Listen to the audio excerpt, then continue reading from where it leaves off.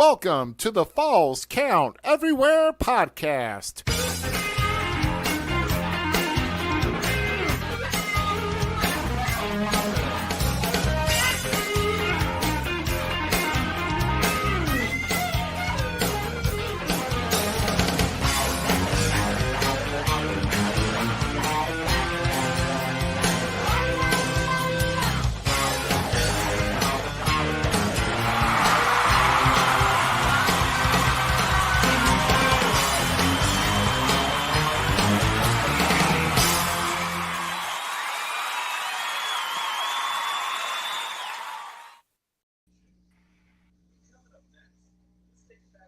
Hi guys, well, welcome to this. It's just me. Where's everybody?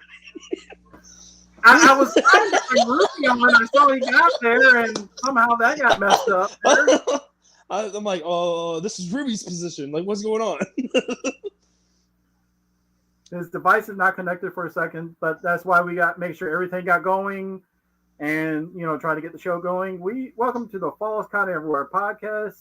I am your former co-host, GQ, and you got your permanent co-host, Zmiz, and the other host is Rough Cut Rick Ruby.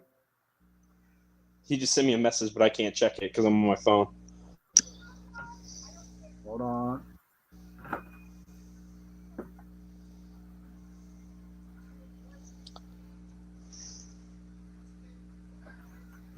Ooh.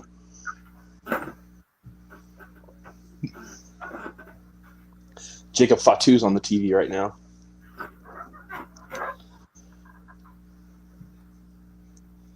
What's up, Doug? How you doing? We are having, of course, the Falls Count Everywhere would not be the same if it did not have some technical difficulties, and that's what we're currently having right now with the big man himself, Rough Cut Rick Ruby, the man that makes us all go around. GQ helps sometimes. Well, yeah, I mean, I probably won't be back for a while after this. I mean, so.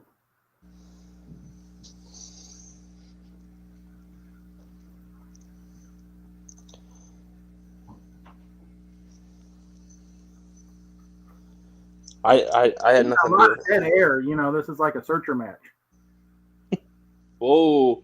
Don't be stirring the pot. So while we're waiting for Ruby to get on here, how's things been going with you during the break that we had? I am currently setting up strides for possibly a new career path. So more to come on that. Hey, I'll have weekends off from now on. I heard, will you be appearing somewhere this weekend? I am trying my hardest to show up, yes.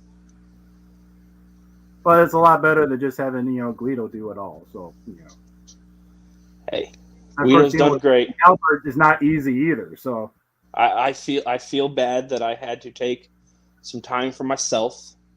I came down to Texas, visited you for a little bit, and just relaxed. I had to relax for a few.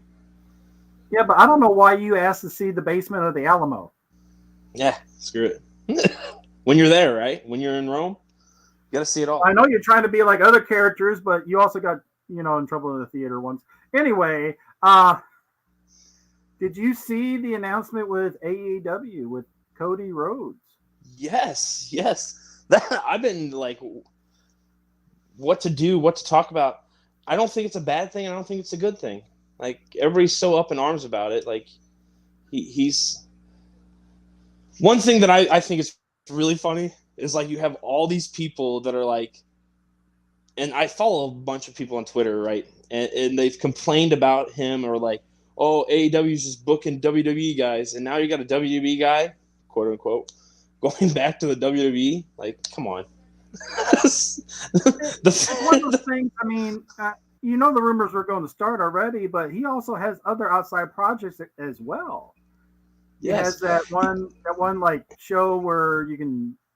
I forgot what that show, what they do on it. But the Go Big Show. Yeah. Yeah, you got the Go Big Show. You have him and what's her name? His wife's show. They have their show, their little Ms. wannabe show. But hell, he could just show up in like New Japan stuff. I don't agree with some people are like, oh, he's just going back to make all the money. He has to make all the money. He can't make the money on the indies. He made the most money he's made the first year that he was out on the indies. Like he's probably made more now since then, but he made like $1.2 million that first year on the indies. I'm sorry, you can make money on the indies if it's done right. Oh yeah, I mean it's been proven. I mean, your group, the Pink Wonders. Is I can find that logo real quick. Them guys. Yeah, PYT, my boys. I my know buddies. they sell stuff left and right. They get good, I'm yeah.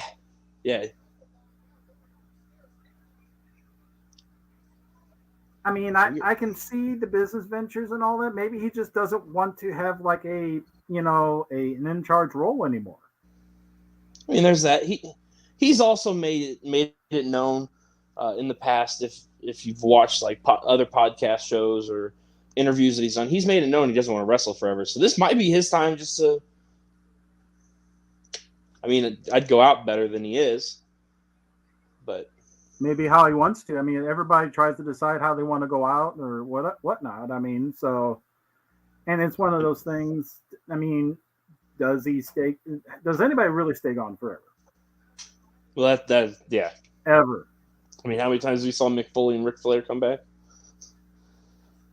Yeah, I Look mean, at John. Even Trevor Murdoch thought he was not going to come back to wrestling, and then Trevor picked up the NWA belt. But there's a segue. Segue. How do you feel about the great Matt Cardona winning? And I'm fucking. Whoa, my bad. Whoa.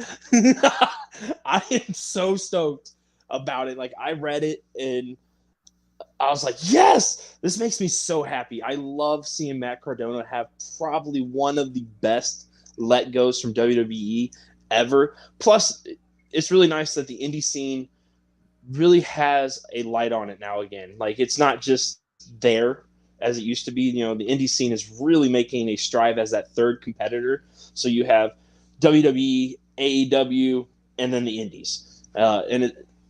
They're bouncing between each other and doing all of their stuff. And it's just really fun to watch them go from GCW to NWA to Impact to who knows where that man will show up. And it's just beautiful. I love it. And that's the thing is like he even has, Impact belt. The media or the internet or whatever. Yeah, title. It's basically the internet titles. They're digital media titles, they call it, I think it's digital media. Not like he hasn't had an internet title before that he made up for his. Well, he's been rocking since he won it. He's been rocking his internet title, his new one that he made, because WWE took his one that he made for the original Z, his internet show. I can't remember what it was. True Long Island Story or something like that. Yeah, which was a beautiful show. That's how I became a fan of him. That man made himself over with no one's help. And now you see Matt like destroying it on the indie scene and winning the NWA titles. Just like that feather in the hat for me, like for him, because he's a hidden talent. I agree. I mean, and you have to look at the people that always will reinvent themselves to become, fresh, relevant, and everything. You had him do it. You had Matt Hardy with the delete stuff. I mean, look at everything that people do to reinvent themselves. And that was a little, I saw the G. Yeah. You have pretty lettering. I just get some straight. It's not like I got, shirts available in ProWrestlingTees.com. But anyway, oh, he's going there. What else have you seen lately you were saying like. Well, okay. Matt Cardona, was he the third title defense for Trevor? I want to say yes. Because I know one of the first ones that Trevor had was against Attila Khan in SICW. Yes, And our then we had him, one of our people. Mike Knox. Yes, Mike Knox. I thought he had And one then- more. There might have been, I think, or at least Mike Knox twice, maybe. I don't know, but as much as I love Trevor, I hate to say it, I like Trevor more as a tag team. He's I had think some he's great tag team was partners good and stuff. as a singles competitor. Oh, no! Don't take him as the what's their mid title, the one that looks like the United States, not the United States title, but the NWA. Oh, it's not coming to me.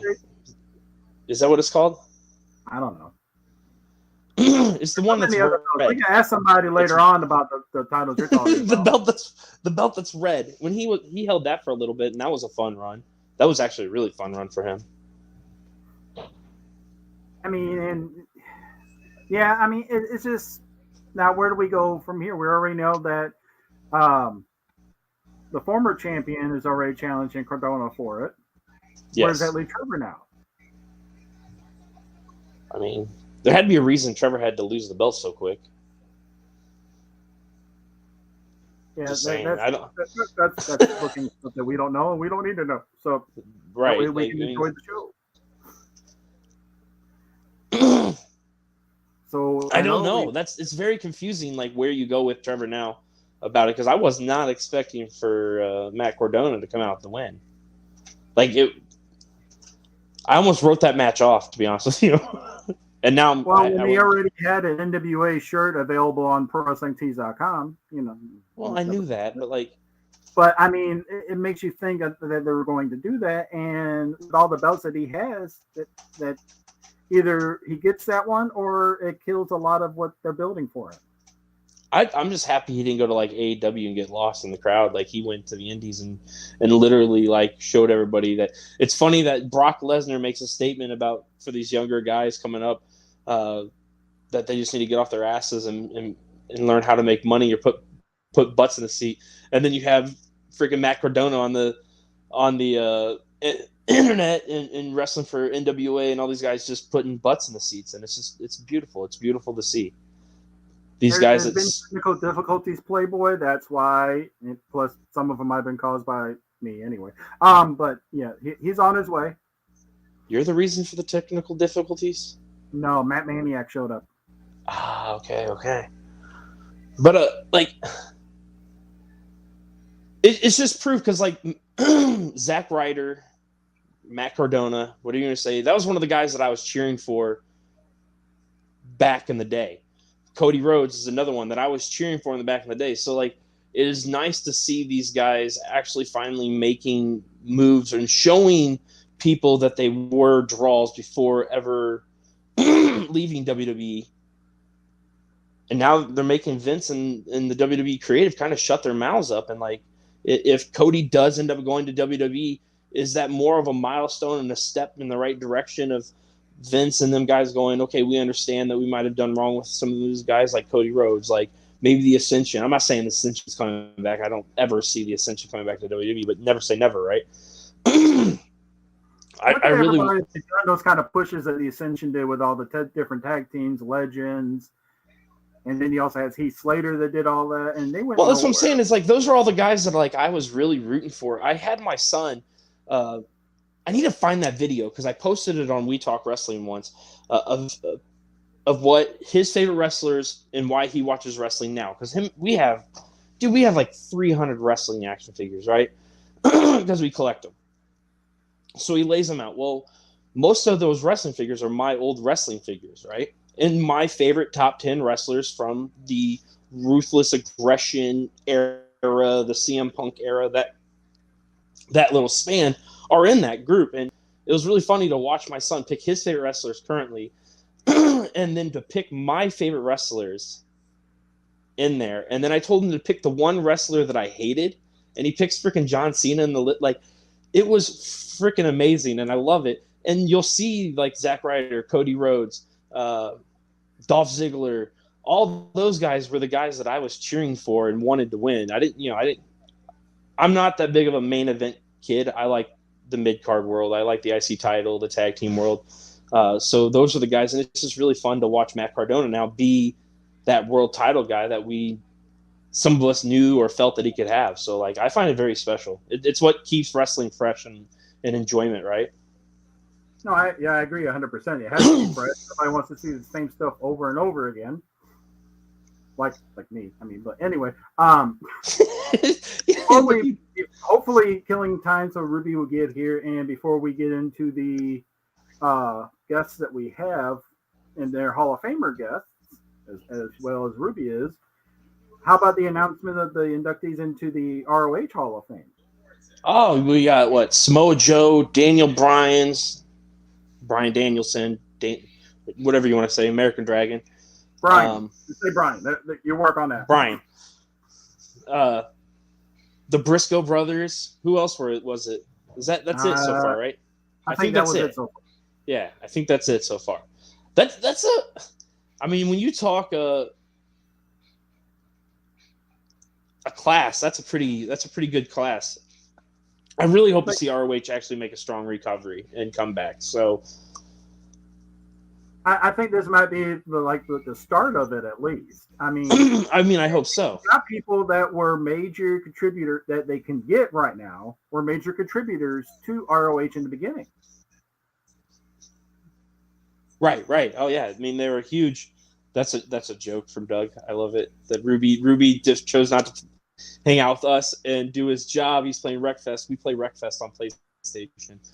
We stream via his Twitch and my YouTube sometimes. So cross promoting there. But back to what we were talking about with the Hall of Fame. It is because like those guys were critical and have been critical, especially the Briscoes. They've been critical to not only the success, but I guess some of the bad spells that ROH had, and now that like I hope they do a resurgence because. But if you had to look at people that were influential with ROH in the beginning, it would be Daniel Bryan, Samoa Joe, Punk, Nigel McGuinness would be one. If Nigel's not in the freaking Hall of Fame, I'll be pissed. I don't know if he can yet because I think he's still under contract with WWE. Fuck WWE's contract thing. He needs to be there. That's one of those moments where they need to break the forbidden door that Tony Khan never invented because the forbidden door has been around forever.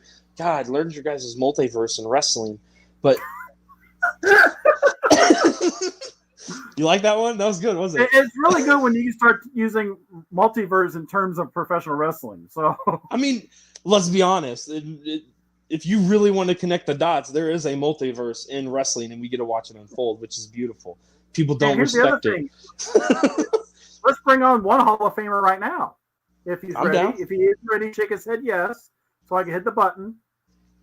Or shake head no, or just look down. Okay, I'm not going to do that because I'm not going to take him off it anymore. So, did you break it? I didn't do nothing. No, he's down. Looked up below. He's there. I'm not. I can't see him. If you want to hit the button.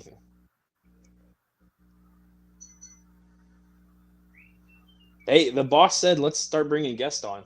So it's in the chat.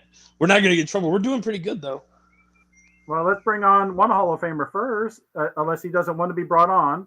Shake your head no if you don't. In 5, 4, 3. Too bad. 1.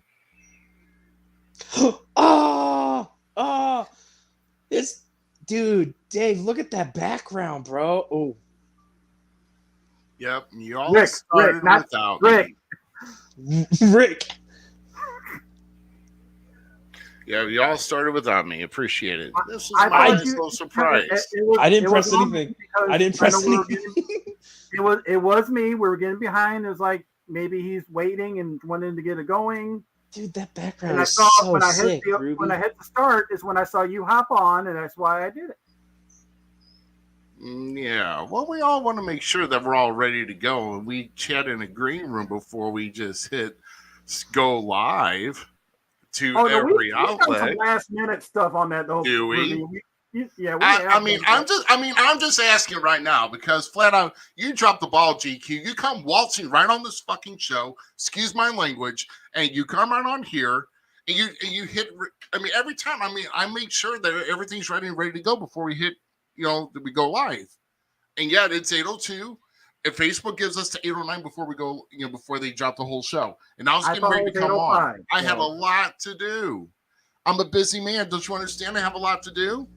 I do. I have quite a bit. Obviously, you say I made some renovations here. Looking good though, Rubes. Oh my God, I'm looking at Z's background. What the hell are you watching in the back? It's a commercial Two right men now. hug each other, and what the Look at hell? that. Two men Look at hugging each other over pepperoni pizza and the Batman. What the heck? Oh my God! Yeah, it's a two men hugging over pizza, and that's all I'm gonna say about that. But I see two did. men fighting over. We can have a one- good pizza and we can hug it out. I'm just saying. We get some Team Hell No, hug it out. Hug it out. Hug it out. Yeah, it's all right. But no, Woo. Ruby, I love the background, Rick. I love the background. Yeah, I'm it's digging it.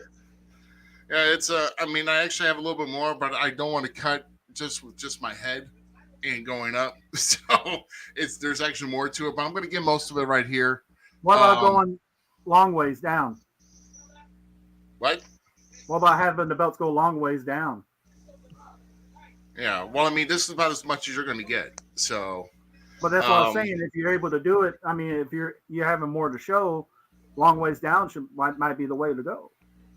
Yeah, I really wanted to put the spotlight on that because He spun the desk. I like it. I like it. Yeah, I mean, I've done a lot of rearranging here. I've got a lot of Look at the sign. Look at the sign. Look at I don't think I've got enough aggression out, to be honest. Even after all this, No, sometimes I get. We need to get you back in the ring. You got some vigor back in you. I can see. Yeah. So, hey, I mean, I put up some good titles and rearranged, put some things in the background, and I don't know. I may still Look at have that beautiful some more NWA changes. title right there. The what? Your beautiful NWA title. Yes, that's the NWA. We talked about that earlier. Yeah. Yeah, we sure did. Yeah, we sure did. And we're going to talk a little bit more, but hey, we're here now. We're here live now, and I don't have the line up and running, so make sure that you guys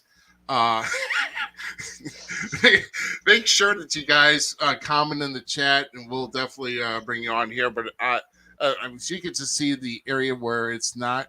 Oh my Lord. That's really. See, I don't do that. Oh my gosh. Someone had time for that. Okay.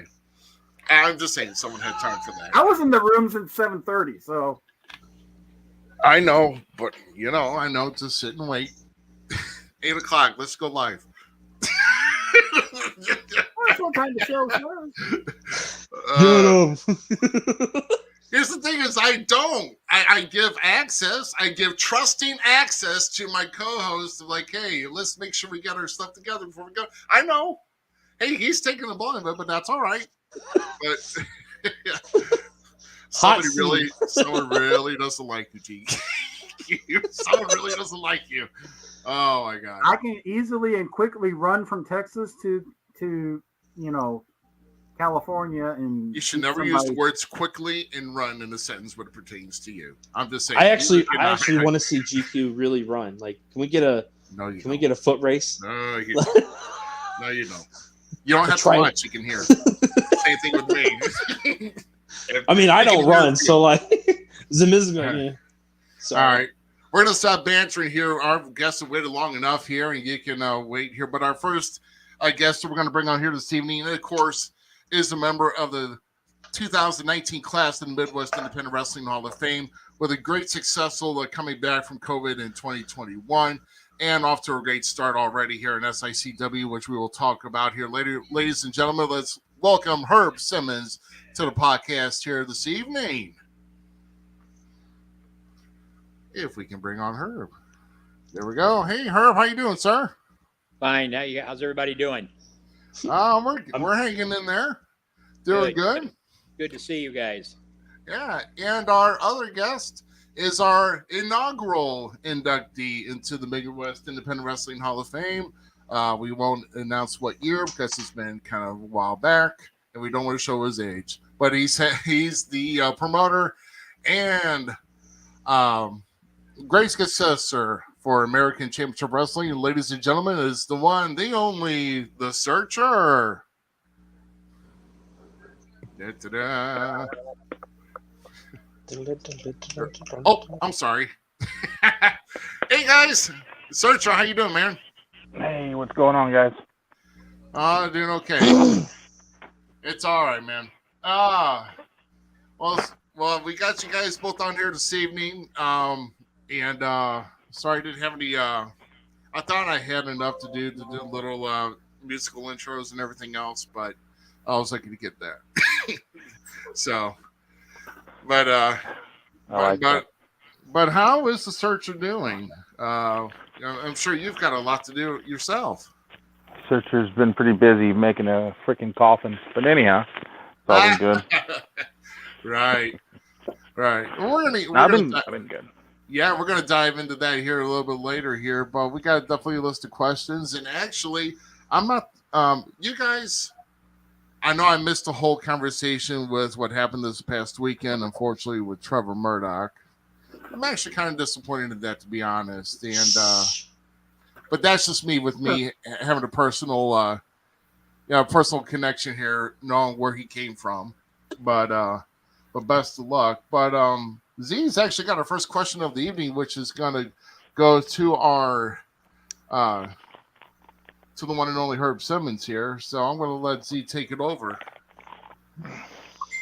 Speaking of the great Matt Cardona, and I will say that because I love me some Matt Cardona. You heard me reek about him.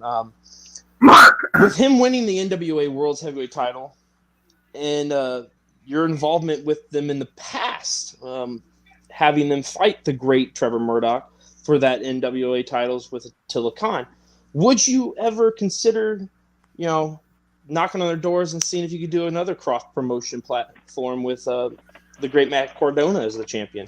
And who would you put in that place to face him?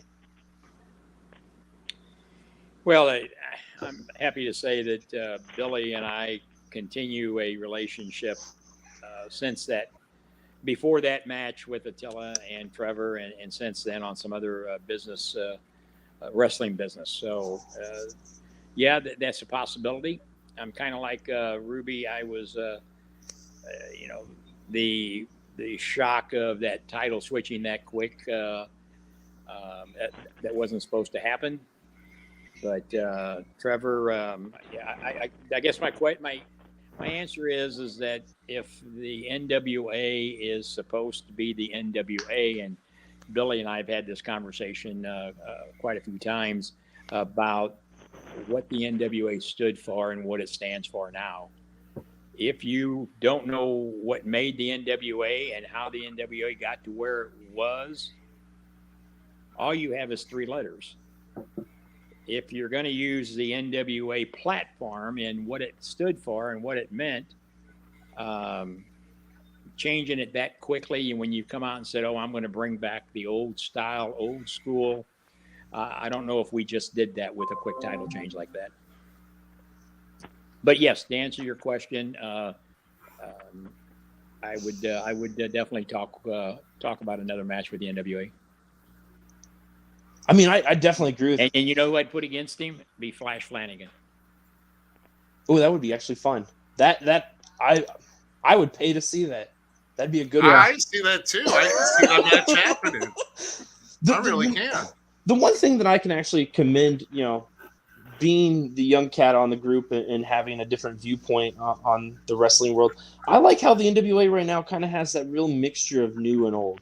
They're doing really good of keeping, the Nick Aldises, the Trevor Murdochs, all those guys really relevant and fun still. Why they're bringing up the new guys in the mix with their world. NWA has been probably one of the best right now that it's been in so long. And so for me, I agree with you what you're saying, because I do like long world title reigns. I mean, I was just talking to my buddy the other day that Roman Reigns needs to go another year. So, I'm cool with a real long title reign if it all makes sense. So, yeah, I understand where you're coming from now. And I guess my question to you, would you go to another NWA show if it comes to St. Louis? If I had the opportunity, yes. I was supposed to, and I tried to go to the first one, but wasn't able to make it. I would totally go. I would love to go see it. I was disappointed. I had the opportunity to go to the, what was it, 72 was there in St. Louis, right? 73. 73, my bad. It's been a couple nights I slept since then. but one of my buddies tried getting a hold of me to go to that show, and I didn't even know it. Or I would have been there for that one. Yeah, I really like what NWA is doing right now. Well, there'll be another one coming. Right on, right on. I think all three of us would have been there, but two of us were told by a mean promoter not to, then come down to Branson instead. So I'm also 2 hours away, so like that puts a damper in things. Wow. Well, you better do what that mean promoter said. I was gonna say, man, you're trying to pull one foot out of the grave as it is tonight. Don't put it back in because he made a coffin. It's okay. Yeah. That's the thing with this coffin that I know that he's building, and I've seen. I like to see you get in and take a nap in that because I don't think you can.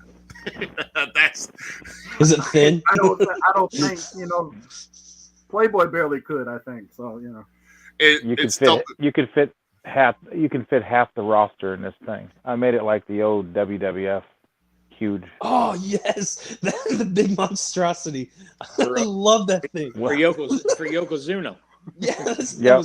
Oh my god, that was a beautiful costume. When I get done with this, I think Playboy Double H is going to move in it. He's going to put a little set of steps in it. Hey, that's my buddy. To it. Yeah. Yeah. Well, they'll clean up his neighborhood where he lives. So. Yeah. So, speaking of Playboy, he's already saying hello to you, searcher, saying good evening, and then right after that says, "I want my belt back. You screwed me. Now I'm screwing you." So now he's being nice. He's being. That's kind of like back asswards butt kissing. I mean. I was gonna say, is there a bipolar medicine you forgot to take or something? I mean, be nice and then be mean right after that. So I mean, what? Very simple. It's very simple to get a belt back. It's called winning. Oh, okay. I think it's kind of a good deal. It's kind of good I don't have my phone line on tonight. So I'm going to move. Oh, please turn it on. I would love to hear from some people. Oh, I'm going to try my best to try and finally get it hooked up. And hopefully it's going to work. I got part of it, but let me see what I can do here. But I actually have got the next question, and it actually goes to you here, searcher. So, knowing that Herb's had a long time in this industry as a promoter, you've got about 4 years under your belt, maybe plus. I've had a little time. Yeah. I've had a little time as a promoter myself. But what I want to know is when it comes to show day, what do you feel is the most important element to carry throughout the entire day to make sure that your show is successful? Well, first of all, I've been promoting since 2000. I did MPW. I've been doing this a long, long time, and half the time I would promote my own matches because I would trick these people who did not know how to book and did not know how to set up a match. And I would trick them by pretending that they were the coolest people on earth, and everything that was actually my ideal, I would just pretend it was their ideal. And so I know what I'm doing for not just 4 years, for a long, long time. And to answer your question, the number one thing about show day that's important is for people to know about it. I think that's the toughest thing.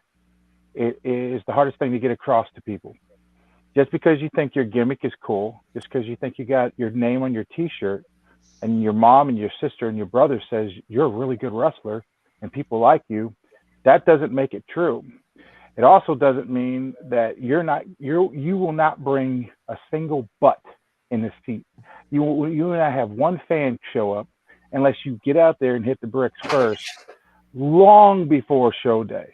So that's the most important thing, is the weeks leading up to a show, before show.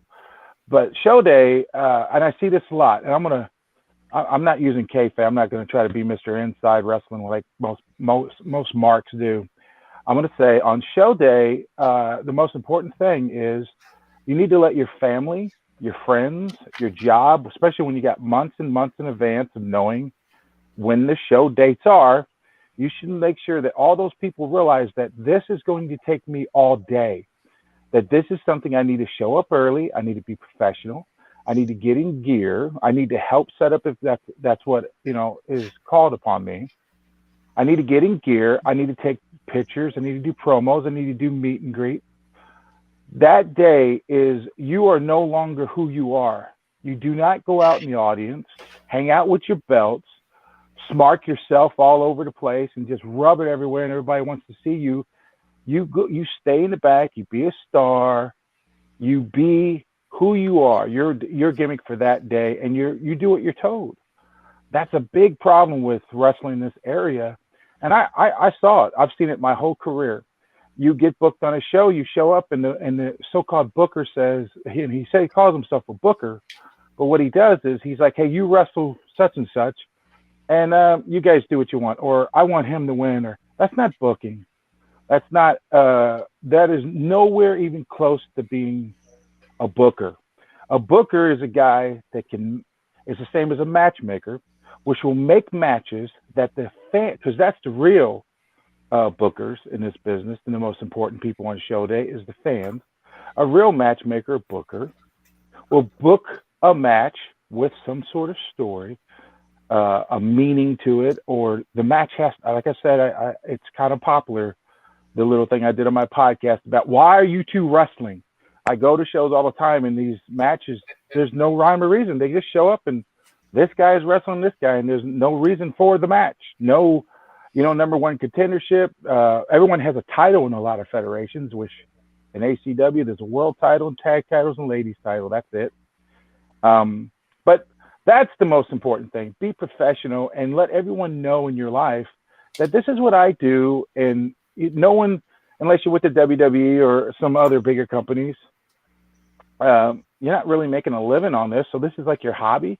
So if you play softball or volleyball, or if you play hockey, mom, even if you're down, mom, dad, can you drop me off? The coach says I got to be there at 11 because we got to practice, we got to drill, and people do that. But in professional wrestling, it just seems like the second a guy gets in a ring, a lot of guys just get this prima donna thing. Like, I know better and more than anybody, and I'm a superstar. And I don't look for that. What I look for is hard-working people that are willing for that one day and weeks leading up to that, promoting the show and stuff, to give the fans the number one best show they've ever seen, so they'll come back next time. So, all right. Sorry, I was hitting the wrong button. I can't really see you right now, Ruby. I'm messing up. Sorry, I'm messing up here a little, but he does make a good point. And as I'm kind of, thank you, StreamYard. I'm just trying to I'm actually trying to do my best here to get the line going here because. He was trying to make sure we didn't see the plumbers area. Yeah, right. But I think we're going to talk about show day. You might want to talk to Herb about show days because every show Herb has, I get tired of seeing Herb promote. I mean, I can't get on. I'll get on Facebook and every day there he is, and every day he's doing. And that's what you do. If nobody, you can have the best show in the world. If nobody knows about it, it's worthless. So that's what you do. That's so important. And social media is not the bees alls. It still takes the flyers and the banners and getting out there and talking to the community. Exactly. Yeah. I mean, because that's. I mean, the community. I mean, if you're going to go into a community or town to do a show, I was requested. Yeah. Okay. Yeah.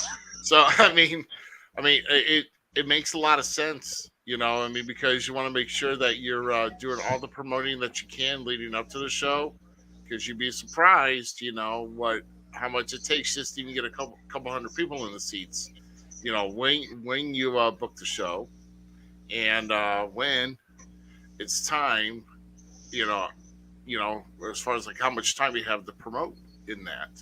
So I mean, it's very, very. It's definitely very important to do what you can with that. So, Well, too many people put too much stock into their magnificent storyline that they're trying to keep, which no fan remembers whatsoever.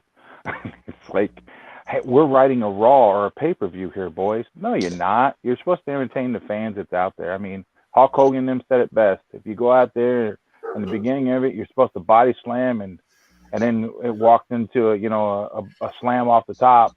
Well, if the fans, just pop bigger and shit for a body slam, do it again. I mean, give them what they want, yeah, exactly. Because nobody wants to see this. Spot Monkeys Wrestling. Well, a lot of people do like that kind of wrestling. That's another thing I try to make on my shows, and I know Herb does too.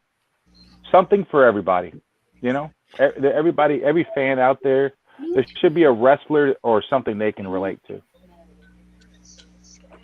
Yeah. Well, Rick, and I think Searcher said it best.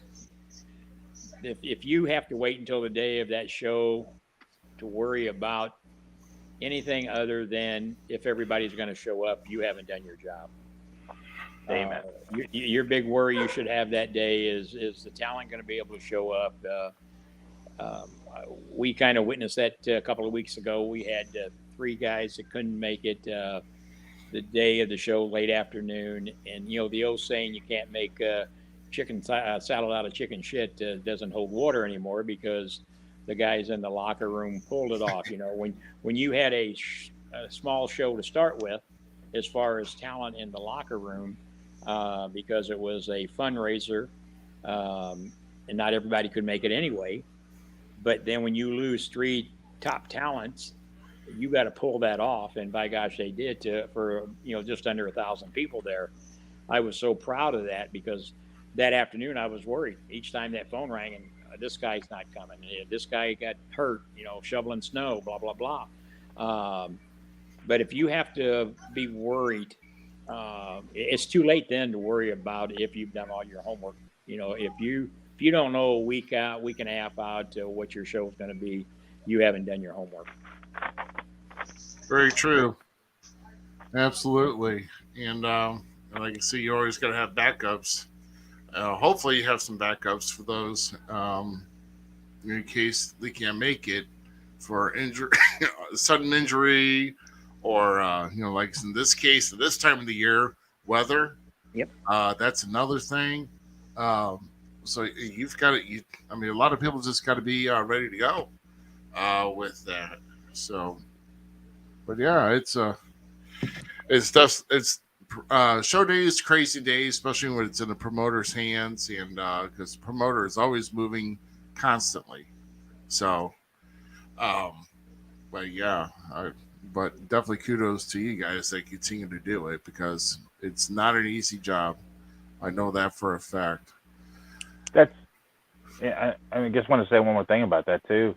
What a great point. The thing is when you're a champion, when they put a belt on you, and when you're going for a belt, you are the most important people on the card, because if the opening match or second match or the third match, and we see it all the time, somebody doesn't show up or somebody gets hurt or somebody doesn't have their blood work or, whatever, we can rearrange stuff. Some, guys work. Ruby, how many times have you worked twice on a show? I mean, we've all done that. Hey, can you got a mask? No, I worked 3 times, a few times in my career. I worked 3 matches. So yeah. I actually remember you doing the ninja. It was. I worked for a certain promoter, and I got 3 hot dogs that night. I was very happy. And it was great. I got a hot dog and goofy great, but you mean I gotta ask? You mean that actually happens? I've heard that rumor for all these years. I didn't think it ever happened though. Well, if they run out of hot dogs, then they actually give you an open spread of the concessions that are left over.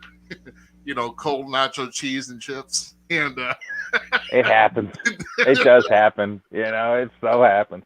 But going back to my original point, but if you're for the ladies championship, or you're for the tag team championship, or you hold the title, or the heavyweight, that's why the belts only go on people that are really reliable and the best at their craft, that they really go in there and they really wrestle.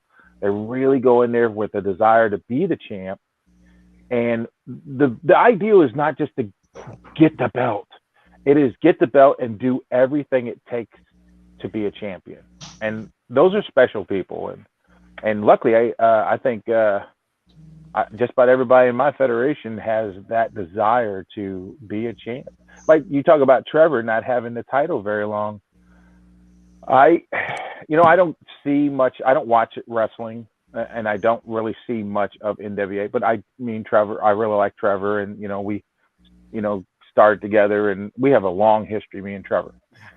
But I was shocked too that they were, because we need somebody to not just be a champ for a little bit, but we also don't need somebody like you were talking about, Roman Reigns. Guys, if we play the same movie over and over again with the same ending, with the same car chases and the same stunts, it's never going to get any more exciting than the first couple of times. So you have to have a champion. Like when Trevor picked up that title, it was kind of a shocker, because here's a guy that came, he had retired, quit working. I mean, I was on a movie set with him a couple of years back, and he's all like, yeah, man, I don't really do much anymore, and we're going to do this and this and this. And then next thing you know, he's back in the NWA and he's world champ. There's so much you could have did with that story-wise and stuff, but I don't know. I don't think companies nowadays, because fans don't watch wrestling anymore. Smarts watch wrestling. I'm sorry. I mean, Raw used to get 30 million, 14 million, 16 million. They're lucky if they get 80,000. It's just not, it's a smart business now. And they don't want to see they don't want traditional wrestling on their TV. But I tell you what, who does want traditional wrestling, and that's real fans. So, because these live shows, man, I'm getting 400 or 500 people, and they're coming back each time over and over again, more and more. And that's not smart. That's actually real fans. They don't even watch. I get to hear that all the time. I used to watch wrestling. I don't watch wrestling anymore.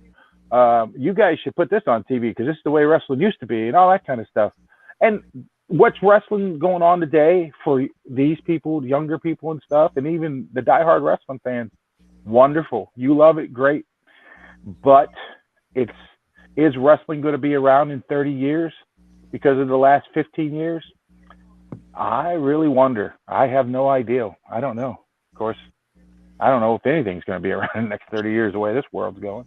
Uh-huh. So, I can tell you, if it keeps going in our business, it's very doubtful, and that's just my opinion. And this Trevor Murdoch thing is another indication of that, I believe. I mean, wouldn't you, Searcher, love to add that storyline?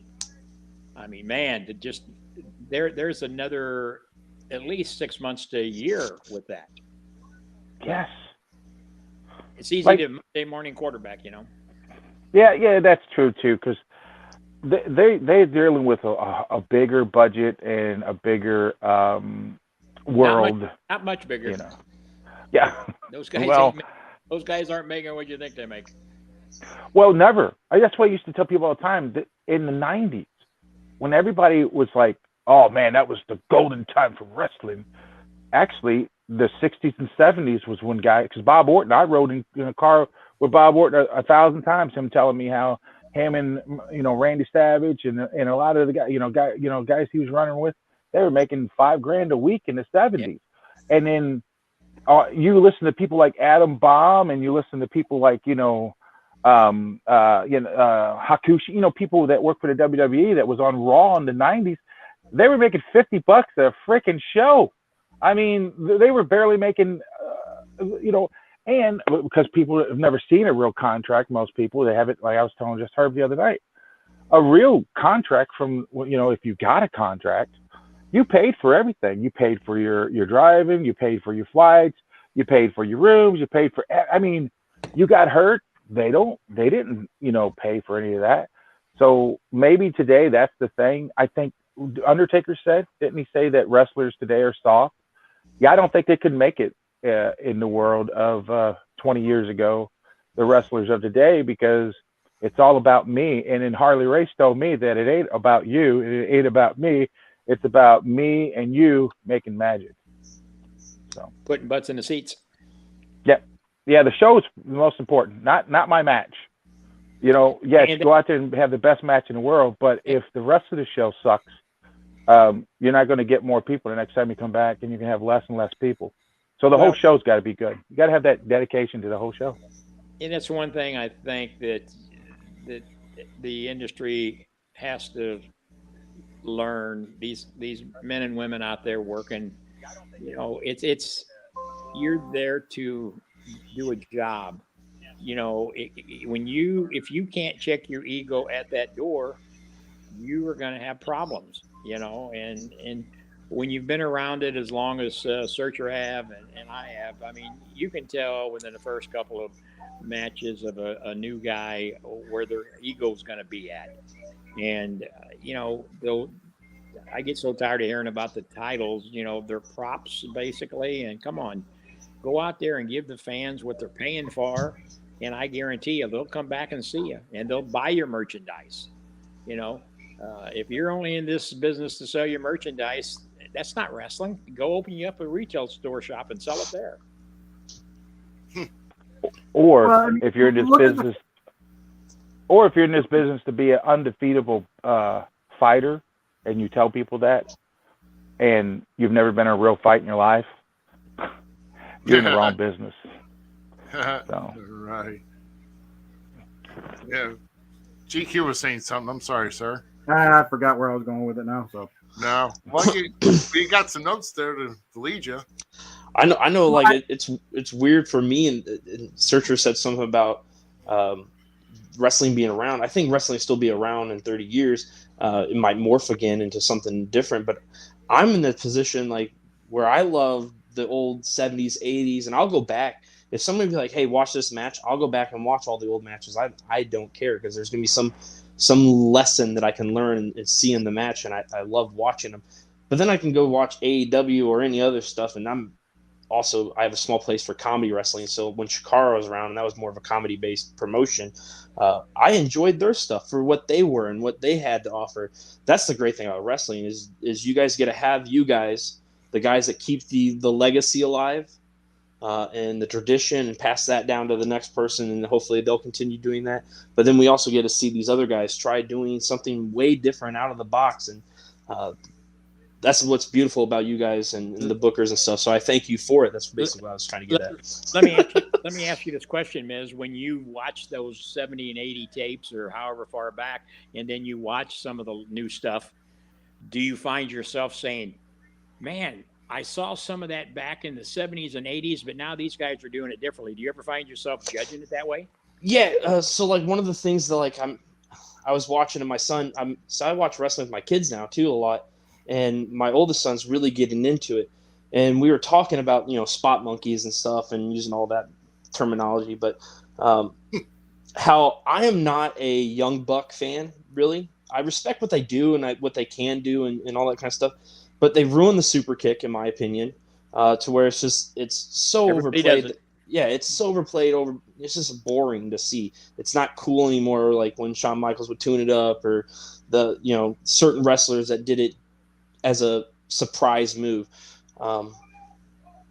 The anticipation is what you always waited for with something like that. Right. But and so there's you knew when a Pat O'Connor clamped a scissor, a sleeper hold on somebody, you could just feel the. Oh, you knew it was over. You knew it was there. When Shawn Michaels hit the super kick, it wasn't 1-2 kick out. I mean, but nowadays everybody does it. It doesn't mean anything anymore, and that's where we've lost the psychology of the business. And I know, Searcher, you can talk about that better than I can. So I agree that is definitely in Searcher. We want to hear what you say. That's definitely the missing point in wrestling today. I will agree. Well, the psychology is real, though. I mean, how many times did you used to see back in like 70s, 80s that the take home was a DDT or a body slam, And now mid-match moves are Canadian destroyers, which used to like cripple people. Now they're just a setup move. Right. Yeah. Again, it's back to the psychology and of knowing what needs to be done to get over to the fan. It's not all the flipping and flopping like a fish out of water. You know, at the Skull Canyon Dojo, that's where I train. That's where I train people. I have lots of people I've been training. I've been training for 20-some years. Psychology is the most important thing I teach. And like the other day, I showed a little video of Jinsei Jinsaki, which most people know him as Hakushi. Hakushi, I showed the students, I was like, watch this. And he picked the guy up into a suplex, but instead of taking him to his back, he drove him straight down to his face. And Hakushi got up and he goes to the second rope and he just holds his hands out there and he looks at the crowd and the crowd's just booing him. And I stopped and I said, what's he doing? And they're sitting there going, well, he's working the crowd. Well, yeah, of course. But you know what he's doing is he's allowing that man to sell so the fans will go, oh my God, I hope he's okay. Oh my God. And Hakushi it's called working together. Hakushi is working the fans by saying, look what I did to this man and hate me. And the guy gets to lay there and sell and the fans go, oh my God, please make a comeback. And that's the kind of, Bob Orton taught me mostly my ring psychology, but he melted it down to one basic thing. He says, good guy, bad guy shit. And that's the deal, and when, like I've told my students, I'm sorry, we've all done it. You'll be wrestling a guy and he messes up and he leaves his head in your arm too long. And it's a perfect time for a DDT. Boom, you hit that DDT. You're 2 minutes into the match. What do? You pick the guy up. Normally in independence, they pick the guy up and he throws him off the ropes and the clothesline. He shouldn't even be able to get up. So I tell my guys, you screw up like that, go work the crowd. Push him outside.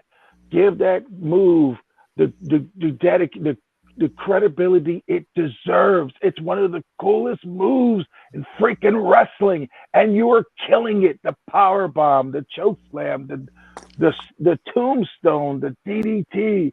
You've all raped and killed it for years. Leave my babies alone. Excuse me. Is that called, Let people sell. Excuse me. That called psychology? I know.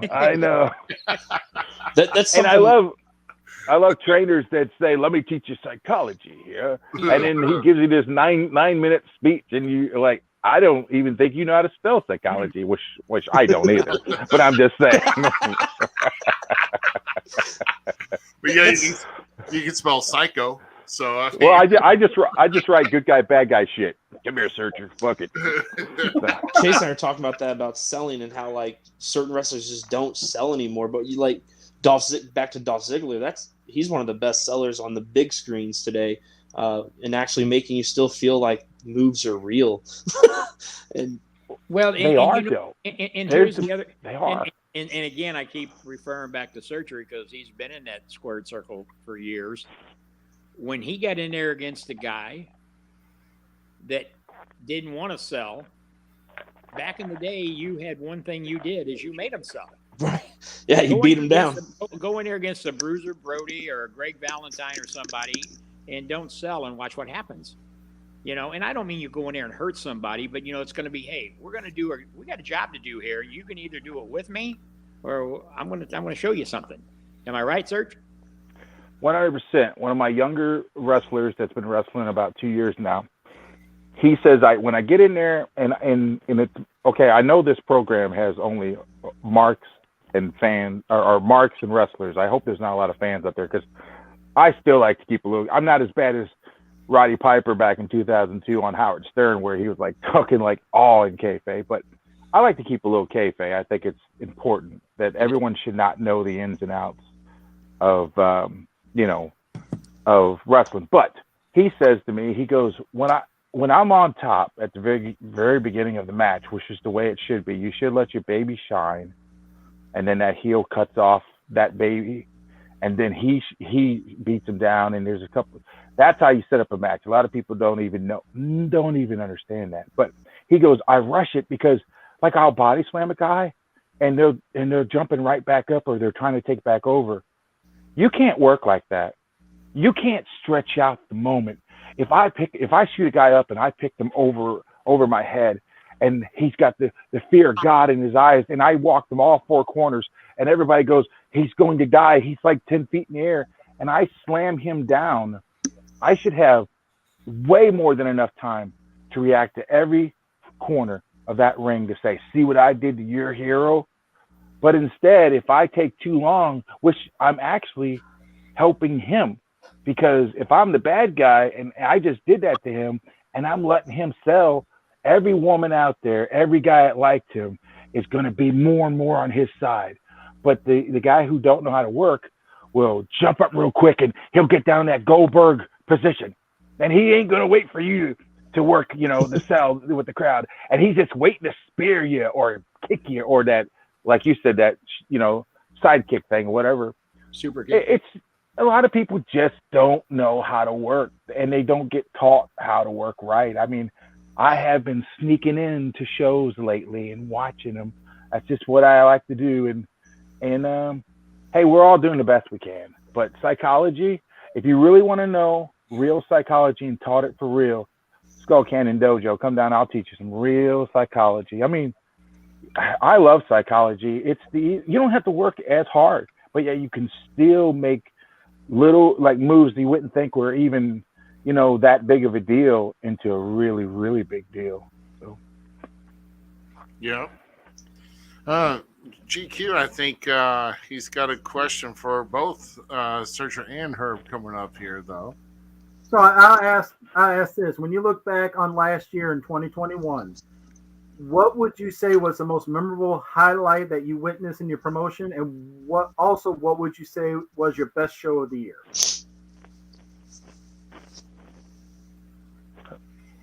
Herb, you want to go with me? Yeah, you go. I will go, Godfather. Thank you. He says, I'll do what you say. Anyhow.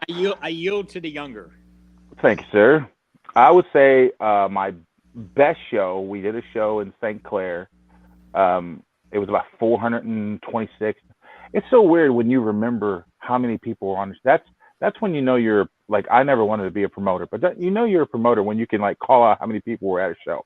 It was 426 people, and it just, everybody got there on time. We even did pictures. It just went off, like clockwork. Everything worked. Nothing got screwed up. The ring didn't break. The ropes didn't break. But I got to be honest, from that day forward, every show and the crowd just got better and better. I always tell my guys, though, on a scale of 1 to 100, guys, we are overall at 30. That is hard to take when you're boss, basically. I mean, if you work in an office or something like that, if you work at McDonald's or whatever, and they're like, okay, we got the the cards in from the customers, and they say they'll pick you 3 out of 10 times. That's not good. So we got a long, long, long way to go with a lot of things. There's a whole lot of things that we need to do. But as far as a guy that's been in independents and worked on really big shows and been around real professionals and also been in locker rooms with guys that didn't know a whole lot, we're getting better and better. And you just judge it by the fans. If the fans love it, if they're screaming and yelling, you're doing the job. But the number one thing is, if you had 200 people the first time and you got 300 the next time, and then you got 400 the next time, and Ruby, you were in the main event of 4 shows that happened to where we got up to almost 600 people. We went from 250 up to 600 people, 4 shows. That is your number. That's all you need to know. No other promotion that needs to call the shit on you and tell you, oh, you guys suck. They don't know what you're doing. No other wrestler who thinks he knows everything. You don't have to listen to any of those people because you got the crowd. And those are the people you should listen to. And then the thing that was the best moment just happened in Cuba, and that was we had a rumble. It was for the It was for the Stud Memorial Cup for Alan Ward, who died of cancer in Cuba, because that's where, he lived down there in Stillville in Cuba, and he roamed around. But we have a rumble for him, and it came down to Miss Hyde, Brian James, and the Bruja Shaman, and this is why we're having this coffin match. But I have never seen this before on a show. I've never seen it. The Bruja Shaman, Miss Hyde gets on the top rope and jumps out onto all these guys, and every referee thinks she broke her neck. So they right over there, and while they're looking at her, Bruja gets dumped out by Brian James. He wins. I mean, I was jumping up and I was like, man, because it was a really good rumble. But Bruja notices that the referees are not looking and didn't see him go out, and jumps back in and eliminates Brian. Well, it happened. It's happened a lot. That stuff has happened a lot in wrestling. We all learn that stuff. But what happened was these people, the frenzy was so big, because I never had this happen. About first it was 3, then it was 4, then it was 5, then it was like 10 people all had their phones out saying, "Look, I've got it recorded." And as a promoter, I tell my referees, if somebody does a nut shot in front of you, match is over. I don't care what they say. So I see this with my own 2 eyes. I can't. So I show it to the referee. The referee reverses the decision. That was a very special moment, because those fans will never forget that night. And because they were the ones that got that, reversed, it changed. But the Bruja still cheated. So that's why we're having this coffin match. Brian James says he's going to finally put him out of the business, because he is hurting everybody. The Bruja Shaman has gone through ACW, and everyone he's wrestled. He just hurt Gary Jackson in DeSoto. I mean, Gary Jackson in the back spit up a little blood and stuff. The Bruja Shaman is one of the most dangerous men on the independents, and Brian James is going to put an end to his terror. That's what he's going to do in the coffin match. Yeah, well, so Herb, what about you? Well, Searcher can remember all that because he's younger, of course, and That's true. credit for all that. But I can't just pick one because we've had some great ones. The one with the 11 legends that we had at the Belclair Fairgrounds. Yeah, a great crowd. I think in the Miz, you were there, and I know Ruby was. That was a special night with Haku and Attila Khan tearing the place down. Gary Jackson winning the Central States title that night was really good. But then, you move on to the NWA night that we had Trevor Murdoch against Attila at the Holiday Inn in South County. Those are special matches that you work hard for to get. But yeah, when you got that show at the fairgrounds and there's you got 11, the Rock and Roll Express, and people like that there that the fans came out for, Jerry the King Lawler against Kowalski. It's kind of hard to top that, and I'm not taking away anything from all the other shows that we've done, but those are the ones that's when I think back, it kind of reminds me of the shows that I did at the one at the Fox Theater with Bruiser Brody and Blackwell and Kamala the Ugandan Giant, or at the Fairmont Park Racetrack, Brody and Nard the Barbarian and Ox Baker. Those are those ones that stick out in your mind. I mean, they're all great. But again, I've got some of those memorable ones that I won't forget until I'm gone. Yeah. And also, let's a nice feather in the cap, though, which is a very prestigious one, is, and of course, with the December 1st event, that with the St. Louis Sports Hall of Fame and, Attila Khan and Trevor Murdoch. But what also kicked that off, and that was involved with wrestling at the Chase book. And of course, also going back to the first launch of that, and the release of that, was back at the Missouri Athletic Club, when we had people that were dressed to the gill. What I mean, for 500 people, and with that amount of money, and everybody got a copy of the book, and the smoke-filled room, and it felt like it was a fight night from back in the days, with that spotlight shining down, and just the smoke filled the room even during the first match, because I know I was part of it. So and I was there. So, Well, and those guys were just wild. And it's no secret, Ed Wheatley, the author of that book, kind of lit the fire underneath the memories of wrestling at the Chase. And I was just fortunate that they reached out to me, and I provided them with a lot of that materials in that book. In fact, if you look back under the announcements in the back, it says if it wasn't for Herb Simmons, the book wouldn't have been done. And I take that as a compliment because when they first approached me about it, I said no, because I'd already helped Larry Matysek do the Wrestling at the Chase book. But, it's kind of snowballed from there. The book is doing good, so good that the production of the documentary is well underway. In fact, hopefully by June it will be out.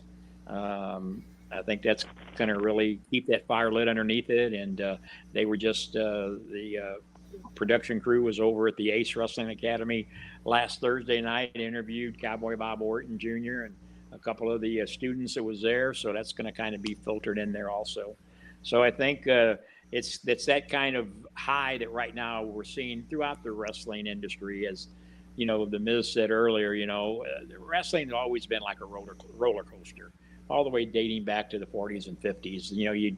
It'd go 10 years on a high, and then all of a sudden it just goes down. I hope it stays up as long as it can, but trust me, it will bottom out. Always does. Okay. Yeah. I mean, there will be something. Yeah. And a pandemic. Look what that did. Yeah. Oh my God. Yeah. Yeah. Don't jinx it again, Herb.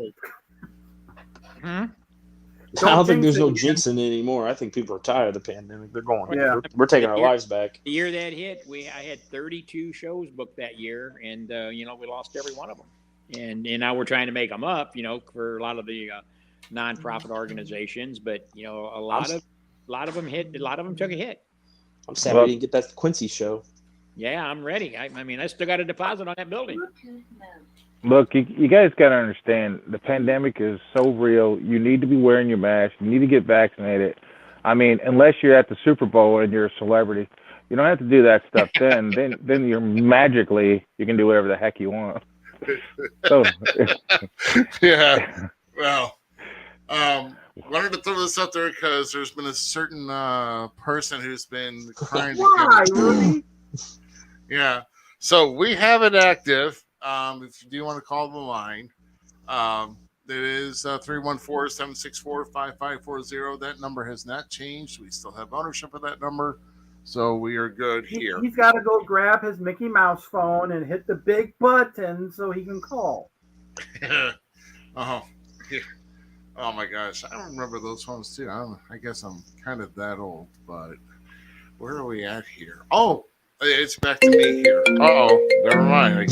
I knew it was coming. It's coming. Okay.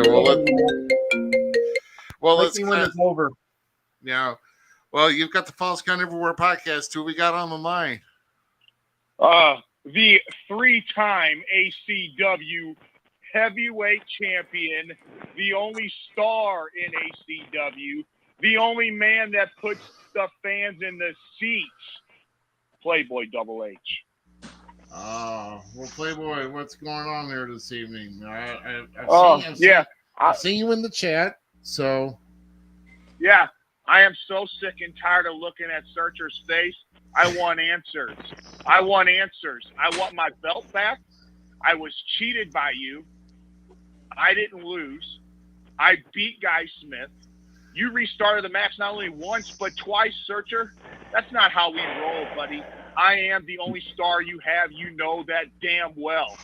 I want answers now.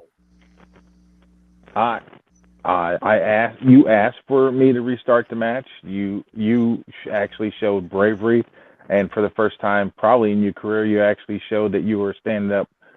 You're one of the greatest wrestlers that's ever walked the earth in the independents in this area. I'm telling you. I can't say anything. People say, man, why don't you fire that Playboy Double H? Because he makes me money, because he's that good. And I will allow him to say whatever he wants to me. He can berate me. He can tell me I cheated him. He can call me names. In fact, he can do anything he wants. As long as he shows up and makes me money, I'm fine with it. So whatever you want. Well, I'll put you in the ring back with Guy Smith anytime you want. And I'll let him,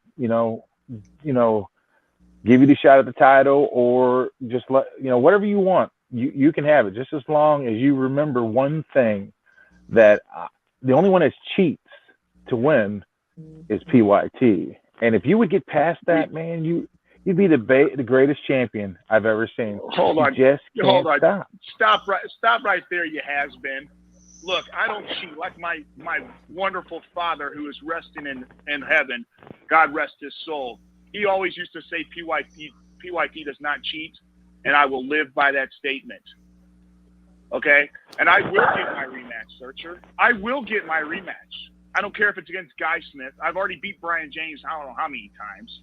And you said it right. I am the greatest worker in this area. Everybody wants me on the show. Even that old man sitting on that screen next to you, Herb Simmons, he keeps blowing up my phone trying to get me in to make SICW worth something. Listen, I am what everyone comes to see. I will get my heavyweight championship rematch against Guy Smith, Bruja Shaman. I don't care who it is. Brian James. Listen here, Searcher. I am the only one that people come to see. I am the only star you have in that company. You understand? Do you understand? I do understand, but you are talking to a future Hall of Famer, okay? I will make that Hall of Fame actually worth something besides all these Hall of Shamers in there like yourself and Herb Simmons and Ruby and Brian James and all the rest of the has-beens. You haven't put a real man in there like myself or my late great father, Pimpin' Al Bundy. You see, if you put us in the Hall of Fame, it'd actually be worth something. Wow. Well, I have two things to tell you, Playboy. Is that okay? First thing I want to tell you is I have the rankings right here of the ladder, the little ladder that it takes to climb to get to the heavyweight title. And I see you. Let's see who is in front of you. That's where you're wrong. I seen your stupid rankings on your stupid ladder crap. How do you go from being the champion to number 10? See, ACW is nothing but a screw job. It's a screw losing job. a match, Playboy. You shut up, fat boy. Nobody asked you to talk. You want to be cowboy. Let me explain. Okay? Let me explain. You called me, and we had a long conversation on the phone about these rankings. I told you, as soon as you defend that title and you lose it, you automatically go back to number 9, because 10 is always a revolving door on who's going to go. You will move up as soon as somebody else wins that title. Ruby's ahead of you. Ruby's number 7. I mean, Gator Smith, a competitor you just couldn't beat, I guess. He's number 4. So, you're just going to have to work a little harder at getting towards that heavyweight title.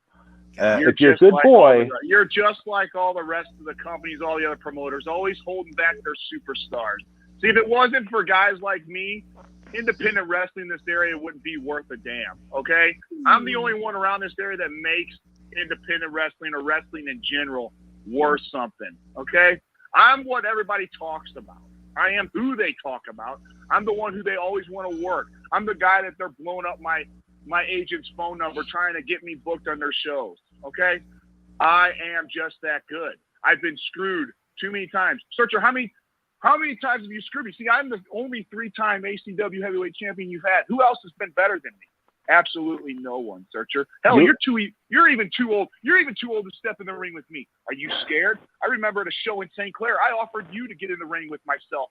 But there again, you got the chicken shit, and you sat back there and you whined and cried and says, "Oh no, blah blah blah," and you pushed me out of there.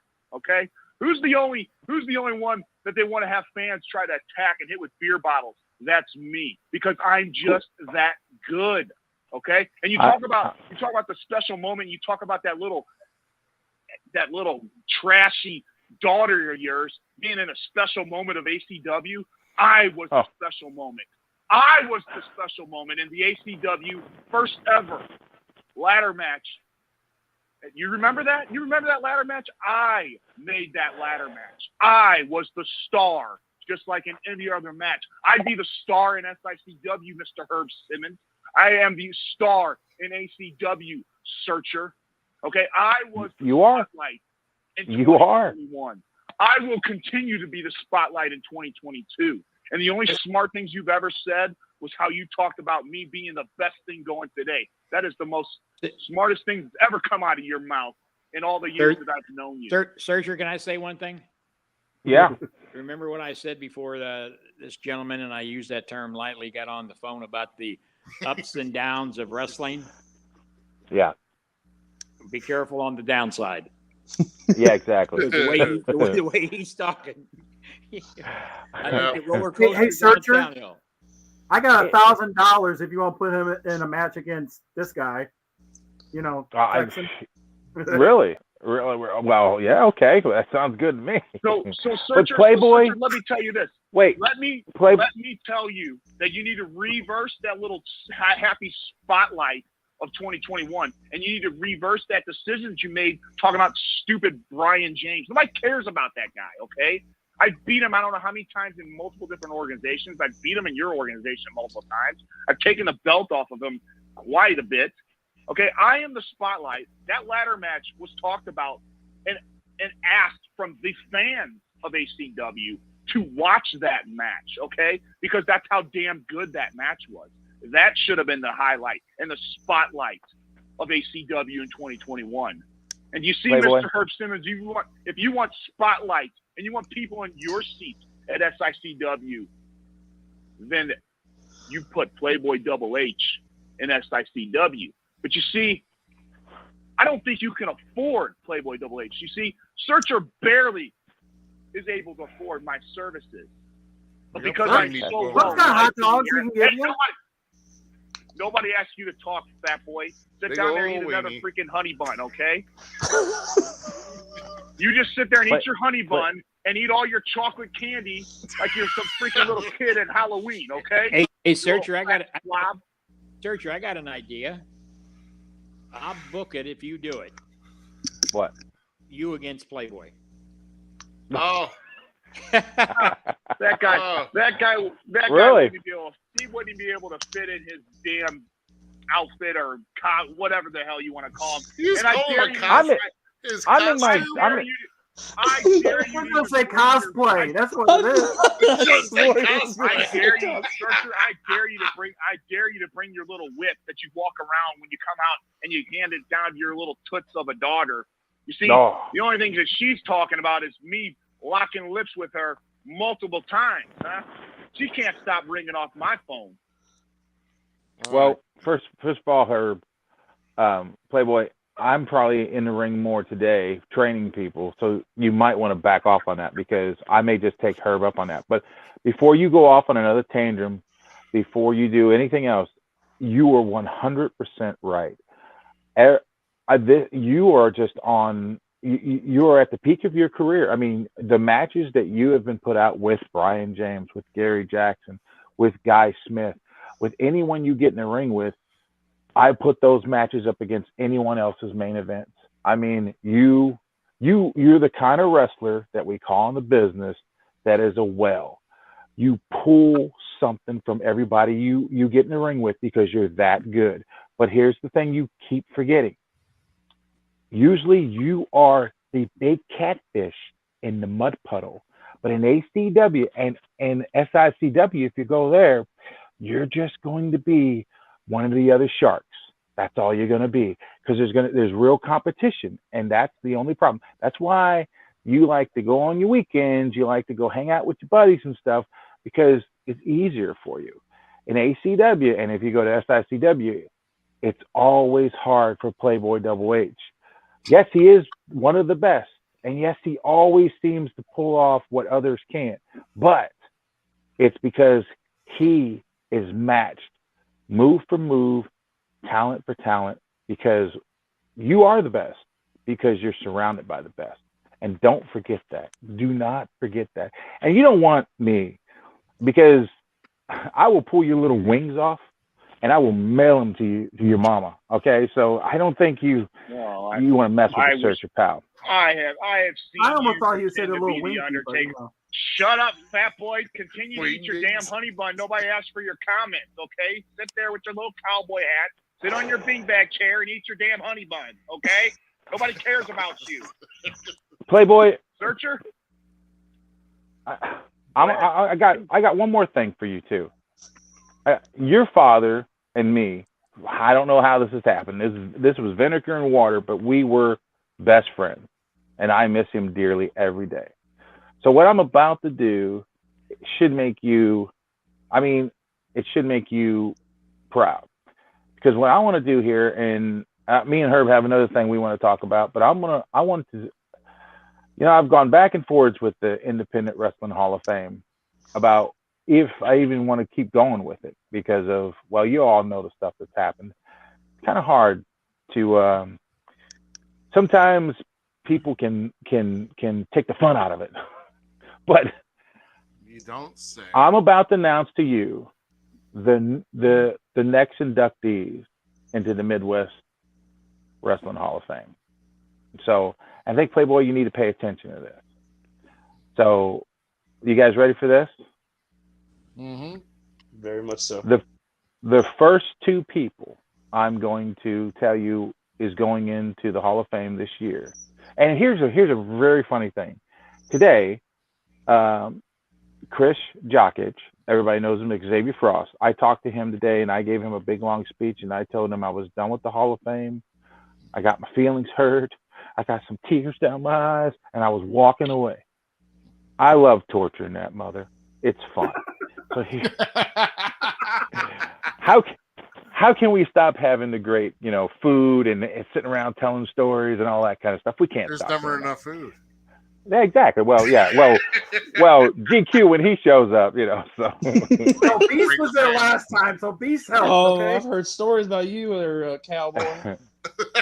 Yeah, maybe And you need to limit his plates to only one. That guy comes to my dad's funeral and eats 5.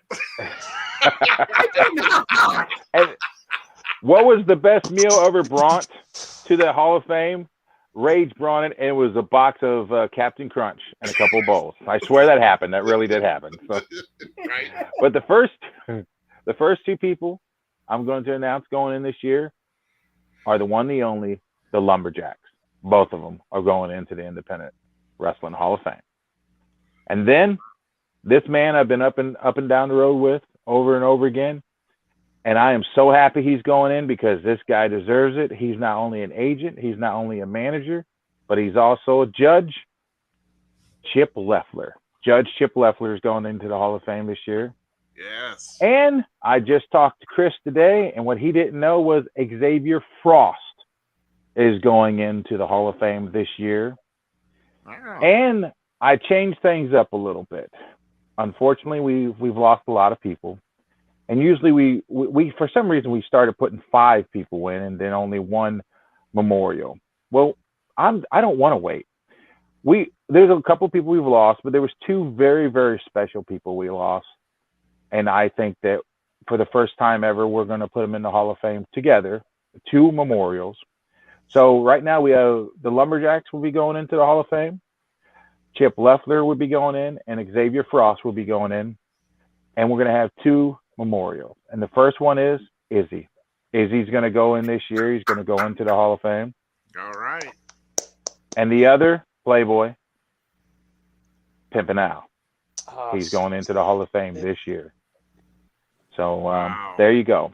There you go. The Lumberjacks, Chip Leffler, Xavier Frost, Izzy, and Chris Vance Sr., Al Bundy. And I'll have the date, and we'll all get together, and we'll have a good time, and we'll do what we always do, and we'll keep this thing going. So there you go. So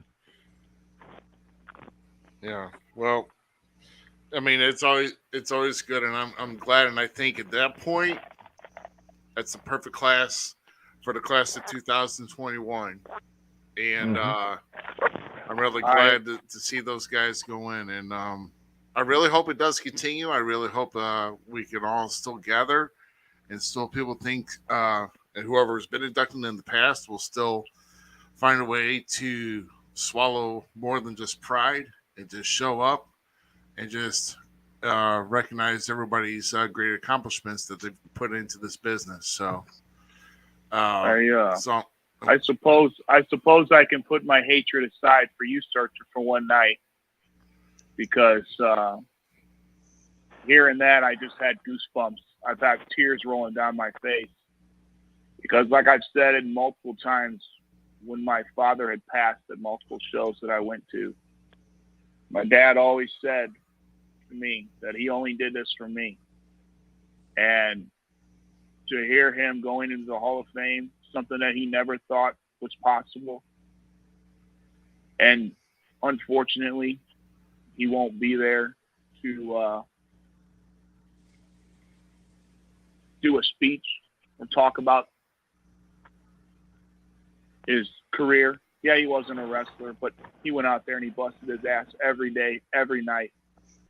And just hearing that, and now to be able to talk about it, to be able to relinquish what my father is truly my motivator in making me the best that I am today.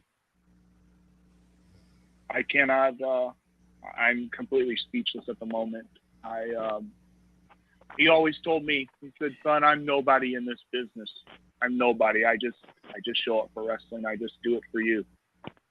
Well, now we can all recognize him and we can all put him in his rightful place. And it just sucks because he's not here to really see and understand how appreciative and how respected he was in every building he stepped foot into.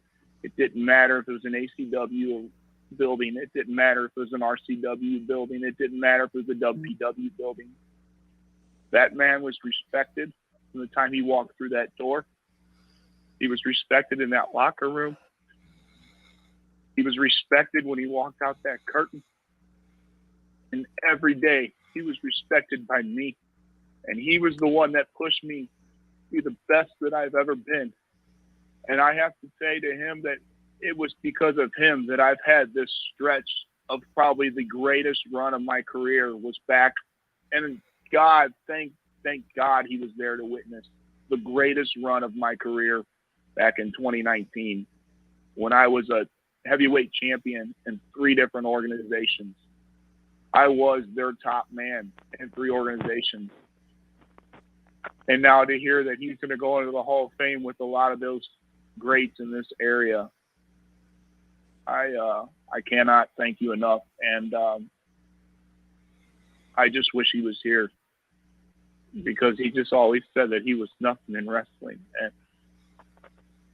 to hear this, I'm speechless. I'm honored, and I cannot wait to inform my family and his friends, and I'm going to make sure that we pack that place because that man deserves it just like all the rest. He does. He does. He was a great man. He really was. And Chris, one thing just to correct you, I know he's not here, but I guarantee you he'll be there that night, and he will feel what you just said tonight. As I've told you before, he's with you each and every day. Just don't ever forget that. Yep. And we have one more, the last of the list, the very last, and I know what you said. The last things that your father said to you, Chris, and it's funny because the last thing he said to me was "Shut up, stupid." But anyhow,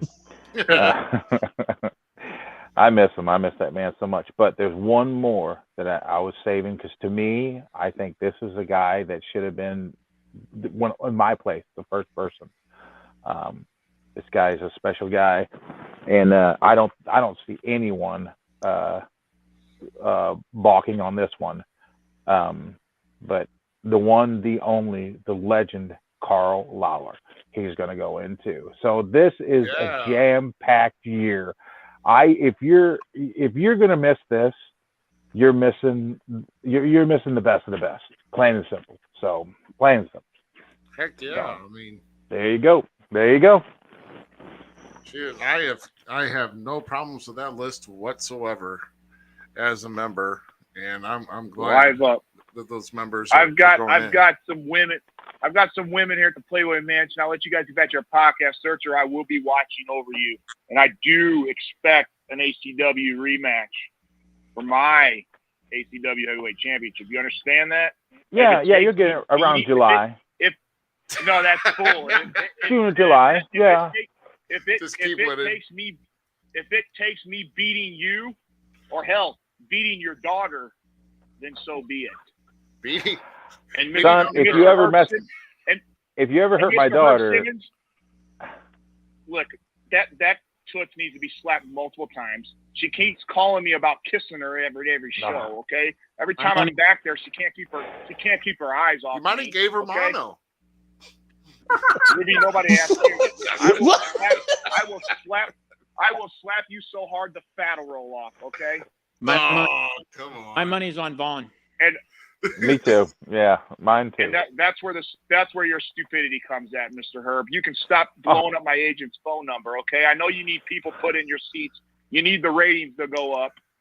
So eventually, when the time is right, there may be the pink and black in the SICW and actually be worth something, okay? So until then, gentlemen, I've got business to take care of. Searcher, I'll see you in a few weeks, and I will expect an ACW Heavyweight Championship rematch. I don't care who it is. And like I said, if I have to beat you or if I have to beat your toots of a daughter, then so be it. And I will do that. I don't mind hitting her. I don't mind putting her in her place. If it takes me beating her to get you, if it takes me beating her to get to you, then so be it. I will get my match. I will get my title, and I will continue to do what I do each and every night. And that's going out there, putting people in the seats, winning belts, and being the best damn worker in this area that can ever be done. And once again, I will follow my dad's footsteps, and I will be in that Hall of Fame one day. Hell, it could be next year. It could be 10 years from now. But my name will be engraved on one of those rings. My name will be in that Hall of Fame and actually make it worth something. It's actually worth something now that Pimpin' Al's going in.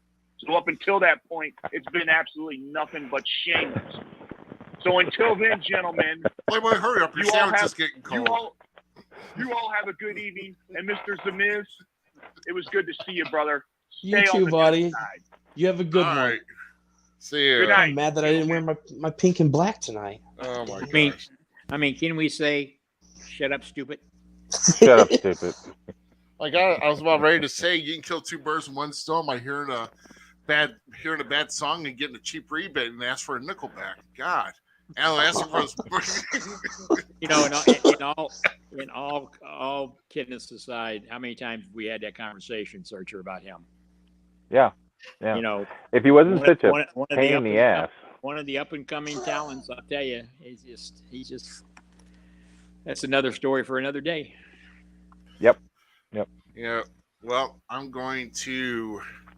Yeah, and we're going to put this on here, and I think probably one of the guys that we just announced and talked about had just joined and watching the feed here. Once again, everybody, we thank you very much. We're talking with the great Herb Simmons, promoter of SICW, and of course, one and only the Searcher with American Championship Wrestling. And my next question here is for both of you, because we're still early into the year, but we're going to go over the kickoff to the year you both had. And because I know, Searcher, you're, like I said, you're in DeSoto in January. The big title change, guys. Guy Smith getting the ACW title. And then, of course, Herb, a week and a half ago with the big fundraiser for Chief Ala Point. I seen the crowds there. People turned out, raised money for Chief LaPointe. And, of course, this past weekend with SICW. So, Herb, what do you think about the year you've had so far to kick off? And then you got any big plans for this upcoming year? We had, the year starting off, as I said earlier, we're all coming off of this pandemic, and we're all trying to get back into the groove of things, and that's the fans also. There are still fans out there that don't want to get out and get around crowds, but I think slowly but surely they're all understanding that life is going to go on. The Chief Ala Point fundraiser, tremendous. he used to work for me years ago on the ambulance service, and the people came out. We raised right at $32,000 for him and his family. So he's had another run of bad luck. In fact, I was at his mother's funeral today, just before I got on the podcast this evening, and she had passed away, and he's got another sister that's in the hospital. So the run of bad luck running in the LaPointe family right now. But he's a fighter, always has been. But it was a great show. Attila Khan, Jason Breed tore that place up at the fairgrounds, and of course, the lumberjack match that we had with superstar Steve Fender against the Belleville's own Bobby D. I mean, each match just rocked it that night. The fans, there was the good thing about a show like that is you always attract people who've never been to a wrestling show before. And it showed off because this last Saturday night, some of those fed over into the East Grand Lake Community Center. And of course, we've got some great talent with the Flash Flanagans of the world, the Big Texan, like I said, superstar Steve Fender, the professionals. And our Sunday afternoon TV taping even had more attendance than we've had before. So I think it's slowly getting back to what we want it to be. And, we got a pretty packed the rest of the year coming up. A lot of our spot shows going back to Swansea, Illinois, Cahokia, Illinois, down to Sandoval, Illinois. Searcher and I have been doing some talking about some shows. And, when I've been on your show in the past, I preach all the time about how, if these promotions could work together, it could be better for the workers. And I think he and I are one of the ones that have been trying to do that, along with, I work a lot with New Breed Wrestling. March 5th, I'm going up to Impact Pro Wrestling, taking Bob Orton up there, and Attila Khan. Next month, down to Tennessee, Attila Khan will be taking on Jerry the King Lawler. Of course, Travis Cook will be making that trip with him. So a lot going on. We're getting ready to launch another TV station in St. Louis that will be on. I just signed the paperwork on that today. So that'll be a 1-hour show that will be on there. Still, as Searcher said, we try to keep our social media going, but that I can't do it all. That's why I got the locker room and the guys. It looks like it. You're always on. I'm telling you, if half my roster was as social media up as you are, I mean, dude, you really, I really tell them how much money you raised this week. If you tell them how much you raised, it's just an amazing amount of money. Yeah, it was $32,000 we raised at that fundraiser for Chief Al LaPointe, and like I said, well-deserving individual. He's got stage 4 cancer and 51 years old, and just a great guy. And but it was a lot of work. We worked it hard, and that's what it takes, as we talked about earlier tonight when we started. We didn't give up. I told first thing I did is I put a little group together of fire chiefs, because he's a fire chief not only over here in Illinois, but he's a battalion chief over in Rock Community Fire District in Missouri. So I put a couple of chiefs from over there on a committee, and I said, we do not let up until 7:00 the night of that show. And we had people actually coming up buying tables that night at the door. They had 40 tables sold out, 8 people at a table, and plus all the single seats, and had some of the fire trucks parked inside that big building. So it was a great night. And he wasn't able to be there, but we hooked him up via the internet, and he was able to join us via the internet and got to watch everything. And they had an honor guard presentation, and the county chairman declared it the Al LaPointe Day of February the 5th in the county. And we really went out and did it right. But, that's how you do it, Excellent. So I'm going to throw the same question over to Searcher. I know we've got you guys. You got a big show coming up here in about 11 days. We also got some other big plans coming up. So, what is 2022 looking like for ACW? Well, February 26th in Cuba, Missouri, we're going to have a really great show. Right now, some of the matches are going to be Mark Morgan versus El Diablo. I don't know if anybody saw some of the clips from El Diablo's debut in ACW in DeSoto, but him and a young man named Shrapnel really tore down the house. I mean, the moves they were pulling off. If you are a Spot Monkey fan, I mean, I'm not saying they're Spot Monkeys, but if you're a fan of the Flippy and all that stuff, Flippy Flippies. they got your number. They're pretty good. And then we got a couple of surprise matches. Basically, and also those two are wrestling for the number 10 position for the heavyweight title. That's kind of a glass ceiling match, as we like to call it, in the back area, because, you got to start somewhere, even Playboy. But, we got we got some new people coming in. I want to keep that under my hat right now because we're going to announce it, but I'll just say that we got a champion from another federation coming in. I'm highly, highly excited about it. We've got the Lumberjacks going to defend their tag team titles against KGB. KGB, they got 2 shots, and that's it. If they don't take those titles, they're sent packing for a long, long time, and somebody else has to come along. Who's going to take the titles off the Lumberjacks? I mean, they say they can get it done. I just can't see it. And then Guy Smith, I asked him.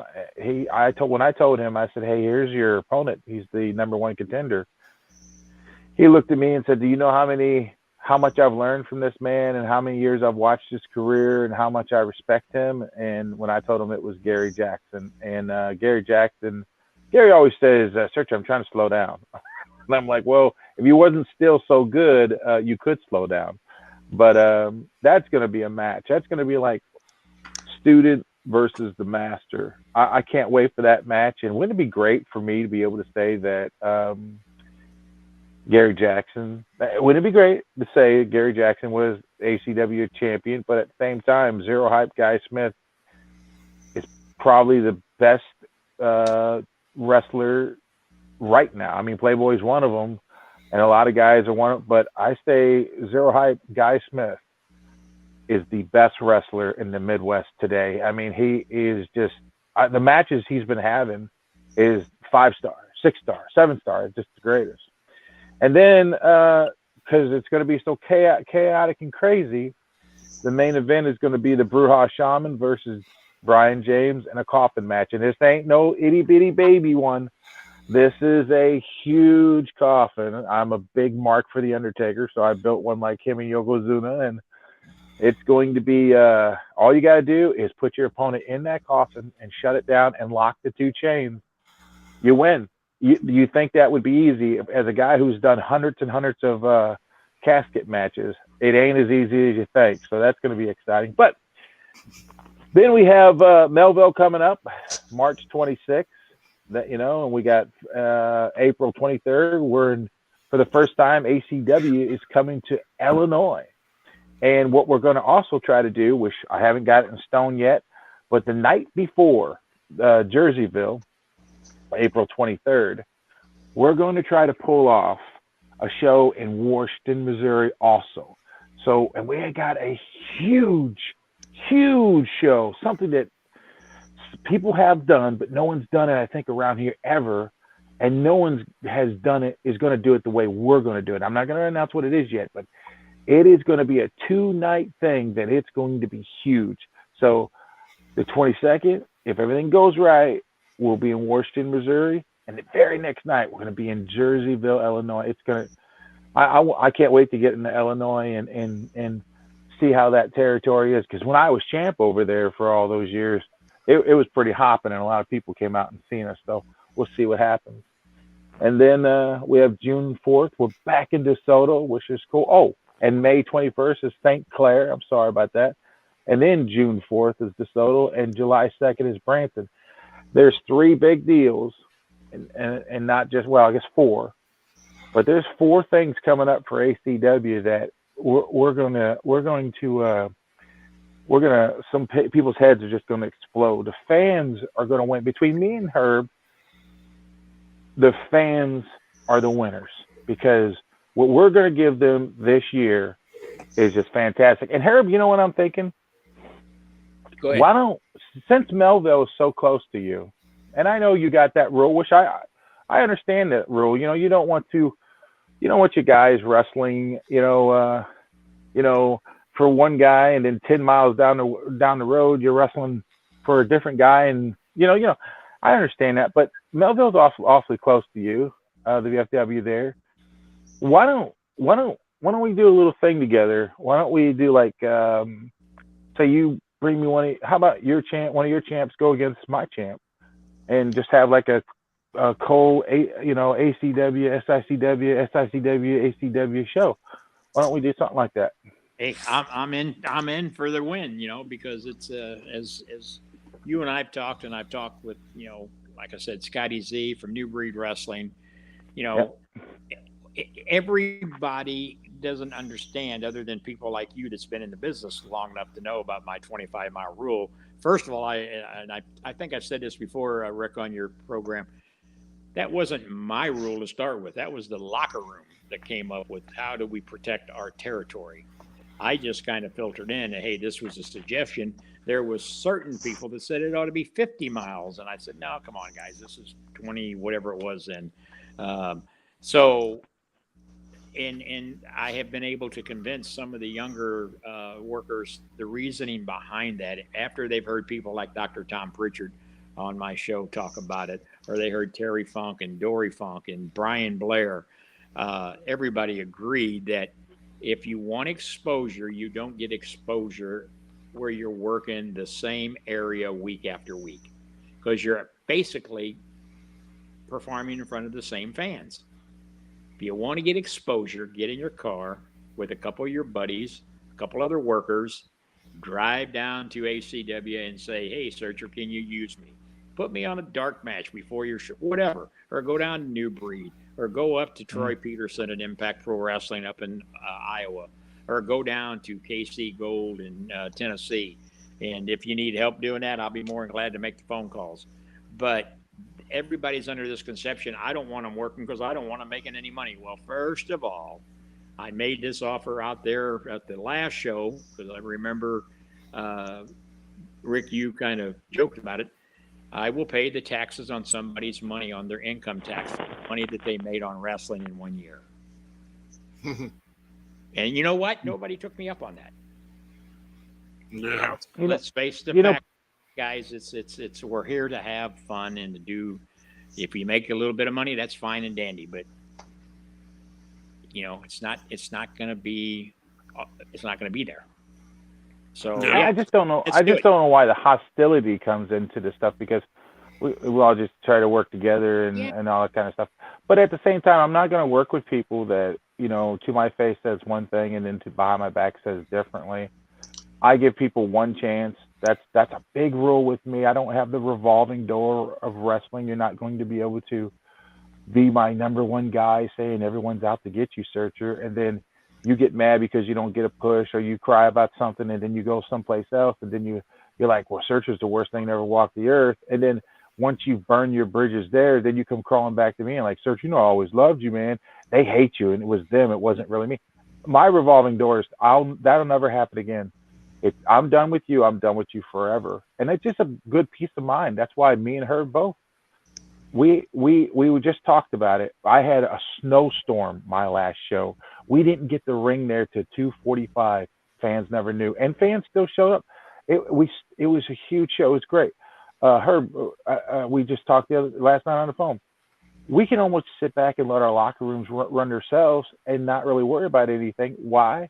Because we have surrounded ourselves with not just workers, but we've surrounded ourselves with guys that if we were to drop dead, they could take over. There's so many, like, Ruby, I've told you this a million times. I've learned so much from you, and I've seen you do so many things to help me out, and you don't even know it half the time. GQ, you same way. A lot of people don't. You're always trying to help me. You're like, hey, can I do this with the music? Or hey, I'm just here to help. Your family. We have such. Both of us have, and I'm not saying other federations don't have this either. That's the thing. I don't care what you do. Just don't mess with me. And I'm sure Herb feels the same way. You know, Bruce Lee used to have a saying, "Don't touch me, but if you do touch me, I'm gonna touch you back."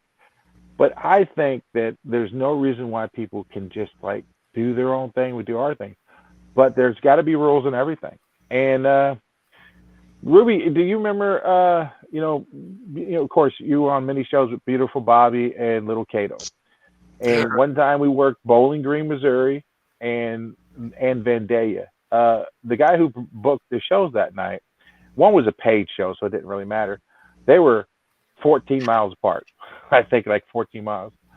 And somebody, Alan Ward, the stud, walked up to Cato and goes, "Oh, you guys changing your match up a whole lot, you know?" And he's like, "Hey, you know what Little Tokyo told me years and years ago? He said that, do you watch Flintstones?" And I go, "Yeah." And he goes, "Well, do they make any new Flintstones?" He goes, "No." He goes, "But you still watch them, right?" He goes, "Yep." Well, but you can't do you can't do the same shows. You can't bring fans don't want to see the same. They want to see new. Eric Bischoff says it all the time. You really want to make the fans happy? Surprise them. You know, somebody comes out of that locker room that they didn't see that was there last time, or something, some new match or something. But you just can't have the same workers work so close together. And also, please stop pouring the poison into wrestling, pitting wrestlers against promoters and promoters pitting wrestlers against other promoters and all that kind of stuff. No one wins in that. I mean, there's a wise saying, no one wins an argument, because you both walk away probably even more stomped about your opinion because you got in an argument, and you're never going to gain an inch with the other person because they're just as mad as you and they're still thinking the same thing. You do your thing, I'll do my thing. Just let's leave one another alone. Me and her work together because this guy, he talks about legends that I grew up watching on TV because they're his friends. And I'm like, wow, Terry Funk said that? You know, how could you not try to learn something from a guy like Herb Simmons? He's forgotten more about good wrestling than most people will ever learn it. So I'm always going to be a friend of Herb Simmons. I'll be a friend of anybody who wants to be a friend of mine. But my days of open door and my arms wide open and come in here and I trust you, those are over. When I'm done with ACW, you'll never see me again. I will disappear, like I will dissolve in the shadows, because shit, I just don't get people anymore. I just don't understand the venom and the whole we're going to destroy them. Why do you want to destroy them? So I don't know. I just want to do that because that's what I feel like. So you bring up an interesting point, and you already said something about it. We're seeing right now you guys have a working relationship and totally cool with sharing talent and stuff and helping each other out. How do you guys keep that element, and what's the key part to the element to make that machine work to where you trust Herb with this guy and this, or is it just the guys, or is there all of you guys have just that bond to, Herb's going to take care of your guys right and you're going to take care of Herb's guys right? And I'll jump in on that one first, Searcher. Look, this month is my 49th year in this business. I have nothing to prove. Let me take it back. I got something to prove to one person. That's myself. If I can make 50 years. And if I do, I do. But when you've got guys out there that I see that's got the passion for the business like I did, 40 some years ago, and a guy like Searcher who has been in the ring, taking the bumps, doing this, and now he's been doing promotion for a long time too. He is still man enough to say there's still something for me to learn. The problem that we have with a lot of guys, and I'm not going to call people's names because it doesn't do anything but add fuel to the fire. They know who they are. The one thing that I can tell you, at my age and at my years of experience, Searcher has taught me, because I've had that open door policy. I've been the bygones be bygones. I've had a revolving door until Searcher and I and people like Scotty Z and I and Troy Peterson and I found out that, wait a minute, These guys will use you. They'll talk about this guy. They'll talk about that guy. And so I've kind of tightened that situation up also. My back has been sore, not from carrying people, from being stabbed in it, because I'm this big bad guy that don't want nobody in the wrestling business but me. Like I said, I've been here. I've done it. There's nothing in this business that I haven't done or I haven't seen or I haven't heard. So I have nothing to lose. If I can leave a little bit of knowledge with people like the Searcher or whoever it may be that wants to learn. There's nobody. When I first met Rick, I tell people I was the biggest, and I'm a big guy, but I was the biggest sponge when I was getting into the business. Sam Muchnick right there. Yeah, I don't know if you can see my guy right there, and Larry Matysek and Bruiser Brody. I soaked up every bit of knowledge I could from them. When they introduced me to Blackwell, Murdoch, people like that. When I sat in that locker room, I was a kid at a candy shop. And I was just listening. I was all ears. And that's what they told me to do. Nowadays, it's an ego. How do I come in and if I can't be the champion, I don't want to wrestle. Well, that championship, I said it earlier. Come on, let's give the fans what they want to see. I listen to my fans. A lot of my bookings that I get done, it's because fans have planted some seeds in my mind, just like Searcher said earlier. On his last show, they're showing him the phones. Look at this. He wouldn't have thought of that or he may have thought of it, but he had to act in that moment. He made those fans say, hey, they're believing this, so I'm gonna show them what we're doing here. And those fans will be back next time he's got a show there. Oh, hell yeah. If everybody would leave that ego at the door, and I don't care if you're, when you wake up in the morning and say, I want to be a wrestling promoter, you dreamt that you can be a wrestling promoter. There's guys out there that, I watched Monday Night Raw. I done this, I done that. Well, that doesn't make you a promoter. I've never been a worker. Guess what? 2 men on that, standing there right now, Sam Muchnick, Larry Matysek, never took a bump in the ring. But they knew how to promote. And that's what I try to think I know how to do, and it's been successful. Searcher's doing it. Scotty Z's doing it. Troy Peterson, Casey Gold, Bert Prentice, my dear long lost friend now who passed away, been in it longer than I was in it. But guess what? He knew how to promote. He had the title of the carny in the business because he went out and ran all the carnivals and the county fairs and that. But guess what? He made a living at doing it. His mother sold tickets at Vern Gagne's shows. So, but that's my rant. Searcher, I think whatever you want to do, we'll do it at Melville. I think that's a good place to do it. And I think we'll put some butts in the seats. I do too. But the thing with me and Herb is we don't always agree. We've actually had a few arguments about, not arguments. We've never had an argument, but we've had discussions to where difference of opinion. Yeah. And I think my thing is I think it helped me that I started, I've said this 1,000 times. I hate it. But one of the best things I ever did was when I picked up, when a guy started teaching me Kung Fu when I was 6. Because it made me go, hey, you can't be Bruce Lee by watching him on TV. So what a lot of people do in this business, and this can go to anything, is they watch somebody do it.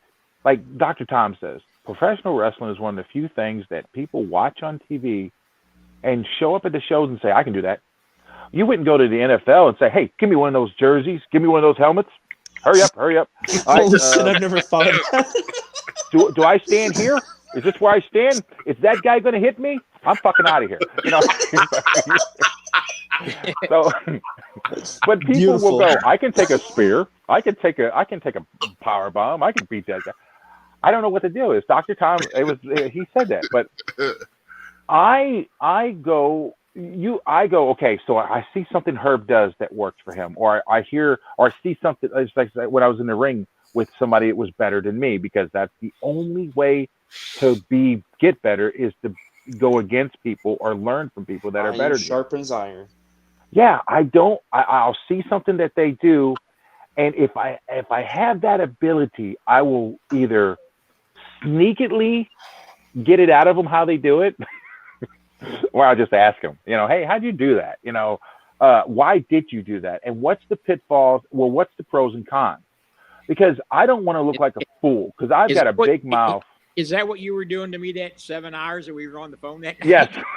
7 hours. Hey, I'll be honest about it. I've done it with you, Herb. Yeah.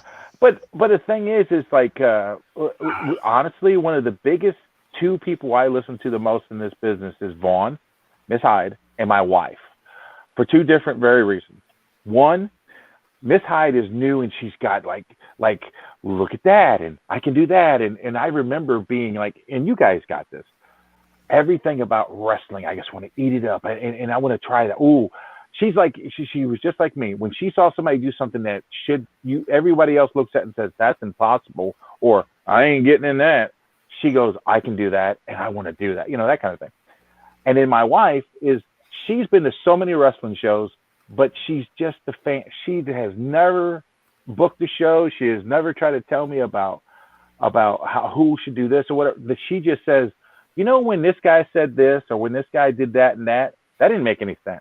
And that's a real fan talking to me. That's not somebody that's in the business. And so I think that's the thing. When I talk to Herb or when I go to one of his shows, and I've done this with lots of people. I've said this a million times.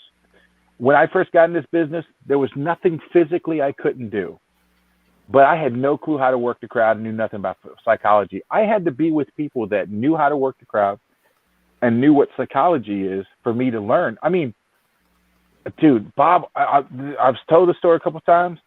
The first psychology I was ever induced to was Bob Orton told me, hey, kid, he locked up with me and we fought a little bit, and then he's like, he throws me out and he goes, he gets out of the ring. He gets out of the ring.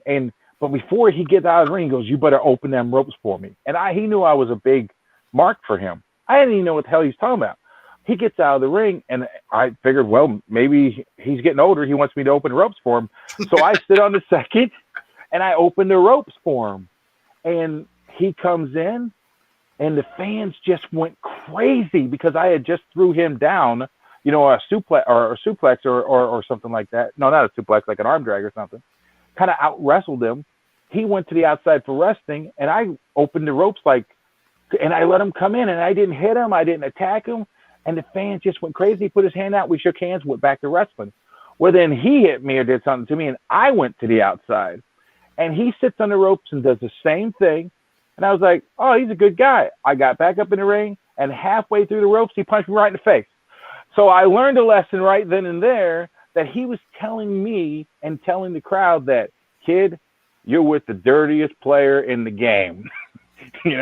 That's a psychology of wrestling. I learned that, I'm going to do that. I'm going to be real nice to the guy. And, hey, man, I'm going to be nice to you. But then when he does something nice for me, I trick him to do something nice for me. But when it's my turn, I take over on him. The deal is I learn very good. I watch people. I listen. And the reason why I love to teach, and I'll put my teaching up against anybody, is because I know I've listened and I know I was taught right. And when I look at somebody like Herb Simmons, Herb doesn't talk out his ass. He doesn't sit there. He can sit there and drop names all day long. He can drop names as much as Playboy WH can drop titles. I'm telling you, dude. He can. Sorry, I do like that. That was a good one, though. It's the wrestler in me, but he doesn't drop names. What he does is that, and in fact, we really didn't know one another much at all, and I don't even know if we really even liked one another, to tell you the truth. But it has become such a good friendship. But it's not a friendship like it's me and him against the world or anything. It's a real friendship, but it's also a business-like friendship, because I don't walk on eggshells around him, and he don't walk on eggshells around me. And sometimes what I say and do, he doesn't get or like. And sometimes some of the things he says and does, I don't get or like. And we're okay with that. And that's what we all should do. But that's just what I'm saying. And you know why? It's because there's no ego there. And I go back to another late, great dear friend of ours, Tony Costa. over 40 years, him and I had that type of relationship. We at South Broadway Athletic Club, at MMWA, SICW, we ran shows all over. And again, I didn't always agree with what he did at a show. But we always was able to sit down and talk about it. And we did what was best for the business and for the fans. And that's when people are working together. And and like I said before, the people who benefit from that the most is two groups of individuals. It's the workers and the fans. Right now with all this cutthroat, don't work for this guy, that guy, he don't want to do this, or he won't work you, or, he won't give you a push, or you can't trust this guy or that guy. I've heard all those stories now for 49 years. And guess what?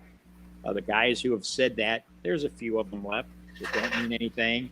Most of them's not even in the business anymore because they found out that stuff just does not fly, But the way Searcher, the way you're doing it, I've been to your shows, we've talked, I've seen your guys.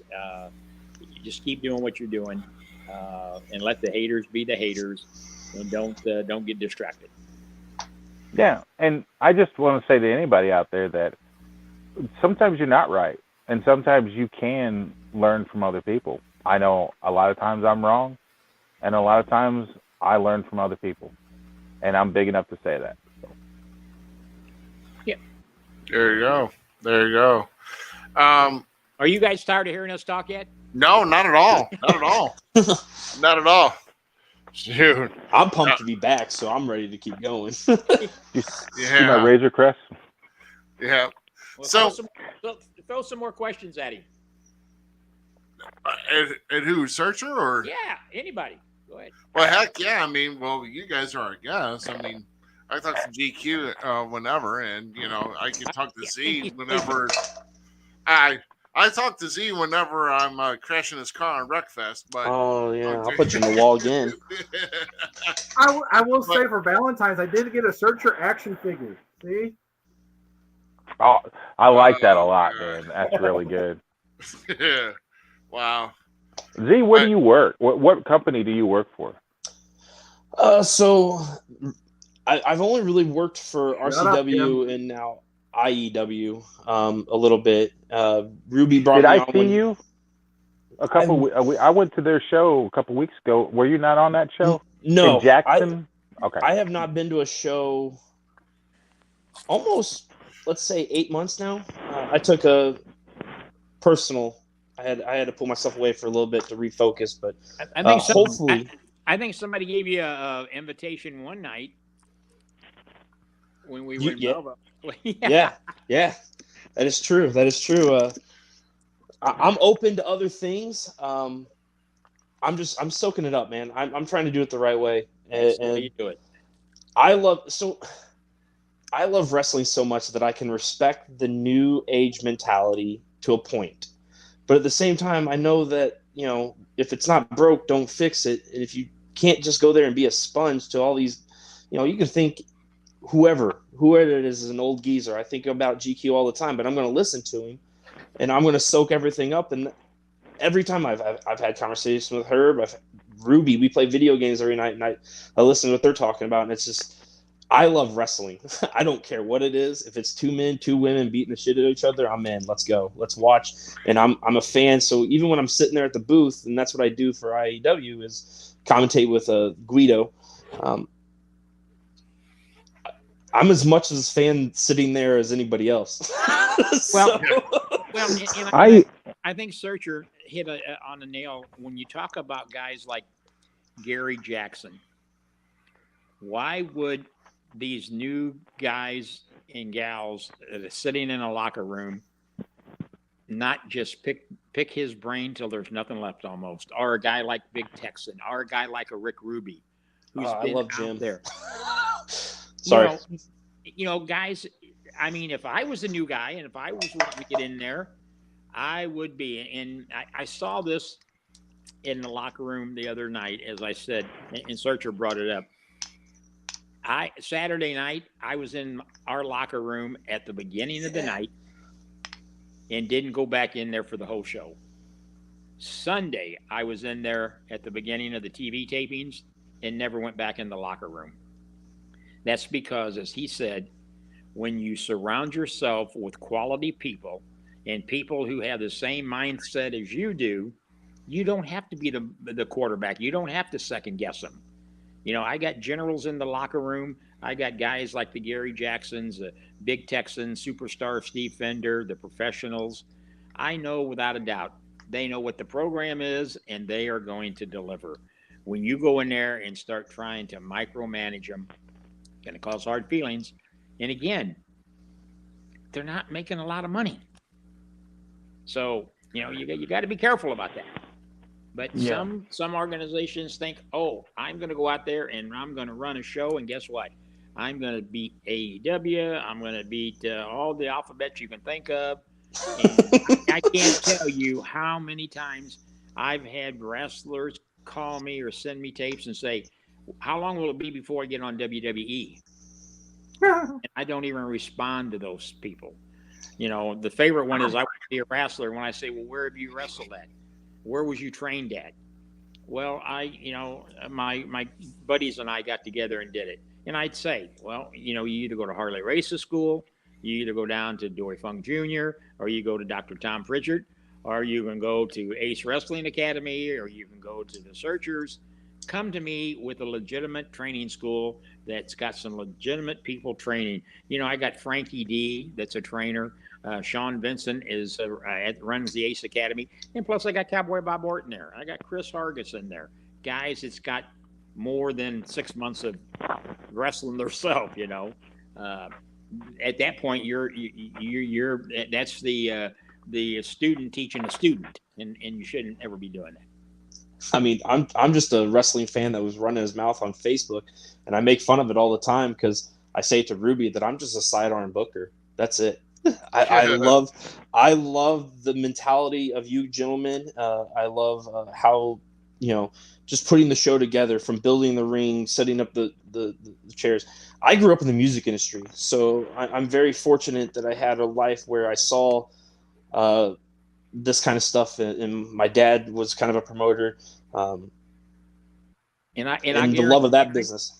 And I guarantee you, what you just described there, you probably know more about the business than a guy who has come in there that can't lace his boots up, don't know how to put his jockstrap on, and because you soaked it up. Oh, I love it. I love like I said, I love everything about it. You know, Paul Heyman and Eric Bischoff are two of my favorite like role models when it comes to the brain mentality. And I'll listen to anybody, and you and I have had conversations. Like I said, Ruby and I have conversations all the time. We're always busting each other on wrestling and stuff. And like, what do you think about this? What do you think? And I love listening to him go, well, no, that's dumb. Cause like the Trevor Murdoch stuff, like that's dumb. And I'm like, no, Zach, like, no, Matt Cardona, he deserves, no. And like, to see everybody's points of views and how they would have got there, that's amazing to me. And guess what? It's okay to disagree. Oh, 100%. Wouldn't this world be crazy if everybody agreed with everybody? Everybody's got difference of opinion. You heard Searcher say, him and I don't agree on everything. But guess what?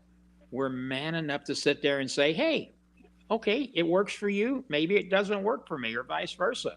Doesn't mean I don't like him. It means I'm going to call him and say, hey, we're going to do a show in Melville together. You know? I can't You're man enough to sit there for 7 hours and talk to him too. So that was a long night. What I think is great too is that it's I have a different territory than Herb. Herb has a totally different scene up there. There's more wrestling up there. There's more. I mean, he has a totally different style, and those fans expect that. My territory is completely different than his, and that's what I think a lot of guys miss out too, because it all goes back to training. When you got to have a leader in the locker room. You got to have that Undertaker. You got to have that Ric Flair. The guy that you look up to and say, whatever he's doing, I got to do too, because he's drawing.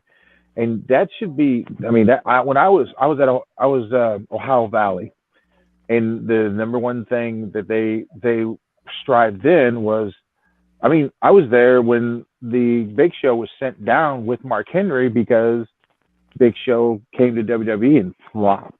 Mark Henry flopped. You know, they Big were time. down there, yeah, basically wrestling in gymnasiums with idiots like me, because they were trying to say, you got to learn to draw.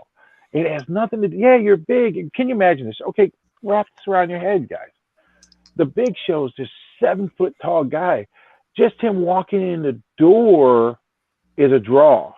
But with where he was at with the Stone Colds, the Rocks, the Mick Foleys, and all that kind of stuff, he had to do something else to become a draw, and it took a long, long time to figure it out. Which I still don't think they ever really did use Paul right. Just my opinion, you know, a guy like that should be like what they did with Andre, a very special occasion. It's not something you roll out every day. You know, it's like they never used to put the champion on TV. You had to go live to see the champion defend his title. It was a special thing, and it's with all the TV content today, they can't really do that. They have to like just put it out there. But what I'm trying to say is, you got to learn to draw, and you got to be able to say, my job as a booker and a promoter is I got to get the people in there, so I got to figure that out. But as the booker, I can't book out of the lot for the locker room. And I see that a lot too. I don't care what the locker room thinks, because what I care about is what the fans think. And so my guys understand that. Why am I doing that? My guys, 90% of the time, I'm pretty sure none of them go, why am I doing this? Well, they're going, well, I know why he's doing this, because such and such did this and the fans really liked that, you know, or the fans really didn't like that. But it's heat to where it'll draw them back. And my biggest rule is, don't go out, stay in the locker room. Your time out there in the ring is the only time you should be there, unless there's a short meet and greet, because if there's too much exposure like wrestling is today, everything gets lost in the shuffle. But I can't tell you how many times when I wrestled in my career, people said, hey, there's a couple kids out here, there's a couple women out here, a couple hotties out here, there's a couple guys out here, all these people, they want you to come out and sign autographs and all this stuff. I hardly ever did it, because I was told, make them pay a ticket to come back next time to see you and do your business in the ring, because they don't want to meet you. They don't want to know your real name.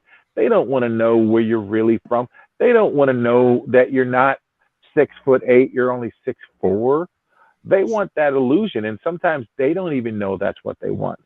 So that's a big problem. And I'm not trying to hurt anybody or say I'm smarter than you or anything like that, because I didn't come up with this stuff.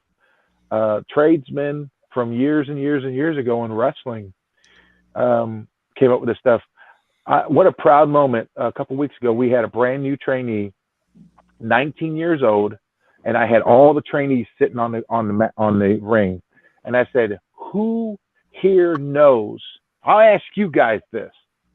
I said to all my trainees, I said, who here knows what Gorgeous George told Muhammad Ali, and that changed Muhammad Ali's life? Does anyone know what he said? Can't say I do.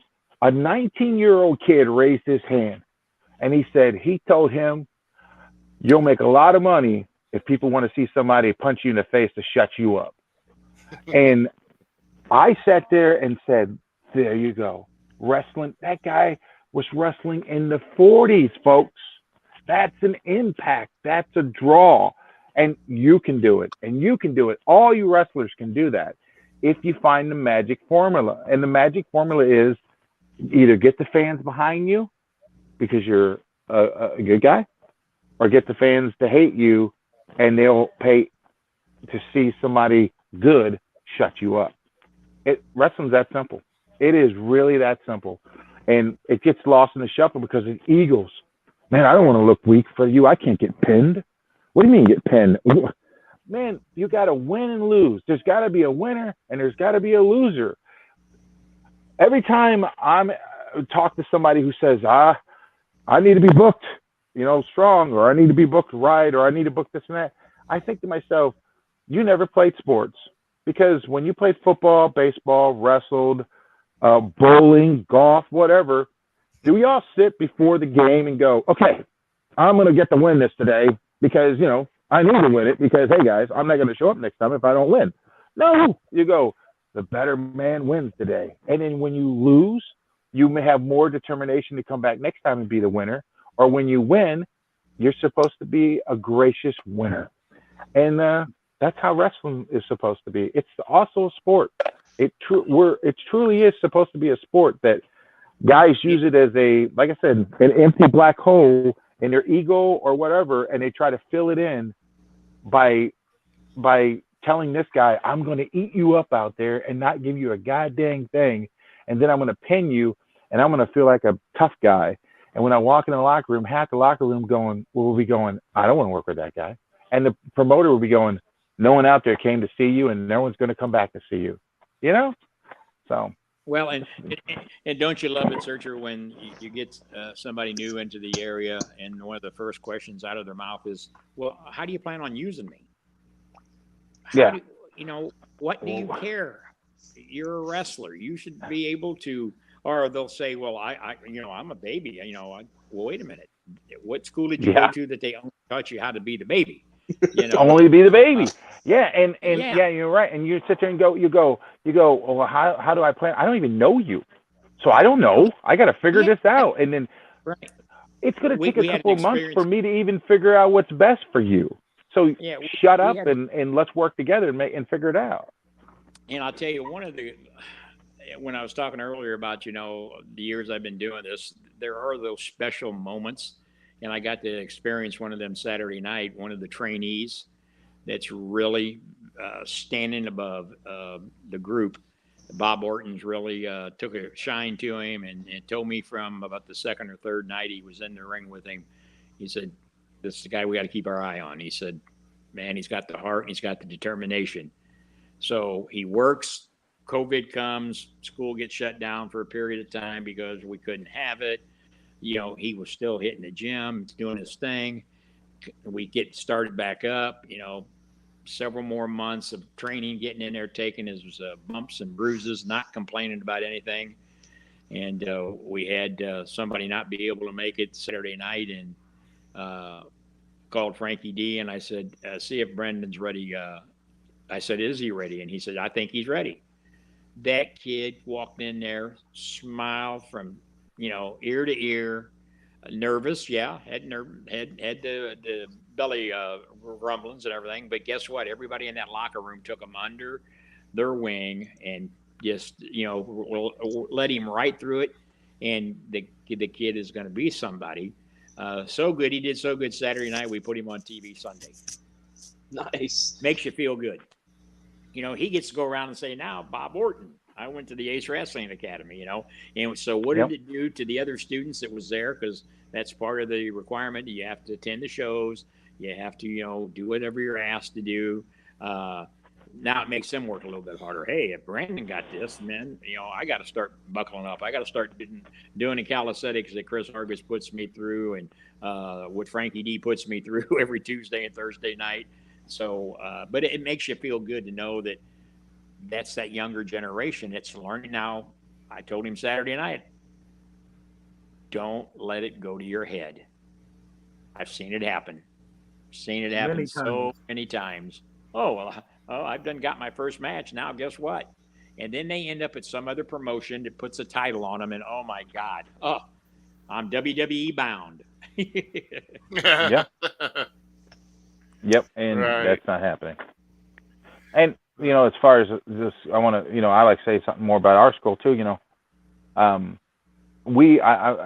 used to have a band called the Misfit Toys because I like to take. I tell the trainees too. I said, look at you guys, as people who want to wrestle come in all different shapes and sizes, and typically what schools will do is they take a bunch of money from you and they burn you out and they hope you quit. That way they got the money you gave them up front and then you're gone and they don't have to deal with you. But I guarantee you, I've seen this 100 times because I went to a lot of schools. I figured, well, I got to learn. But most schools don't train. Like I tell people all the time, I can train you to do anything. But the two things I can't teach you is to be mentally and physically tough. Because most schools, when they say they get 10 people, They got heavy set guys, skinny guys. They got short guys, tall guys, and then they got like 2 or 3 muscle bound guys that look like athletes, and they're tall.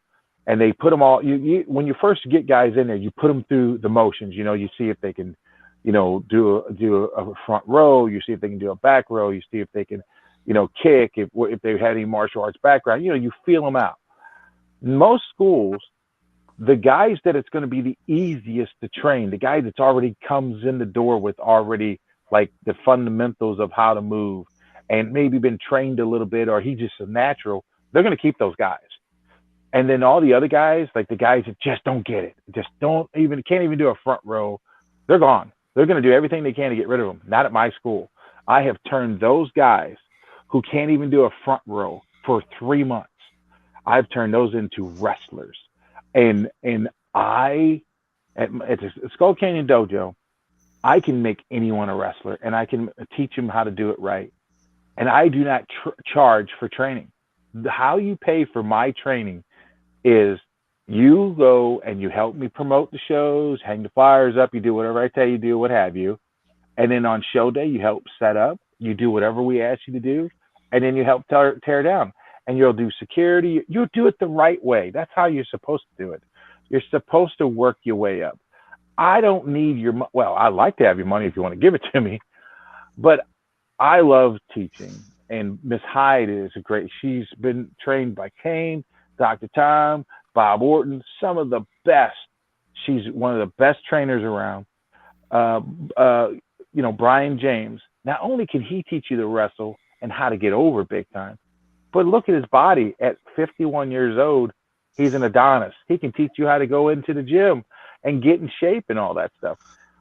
Herb and me, we are thinking about the future when it comes to our schools.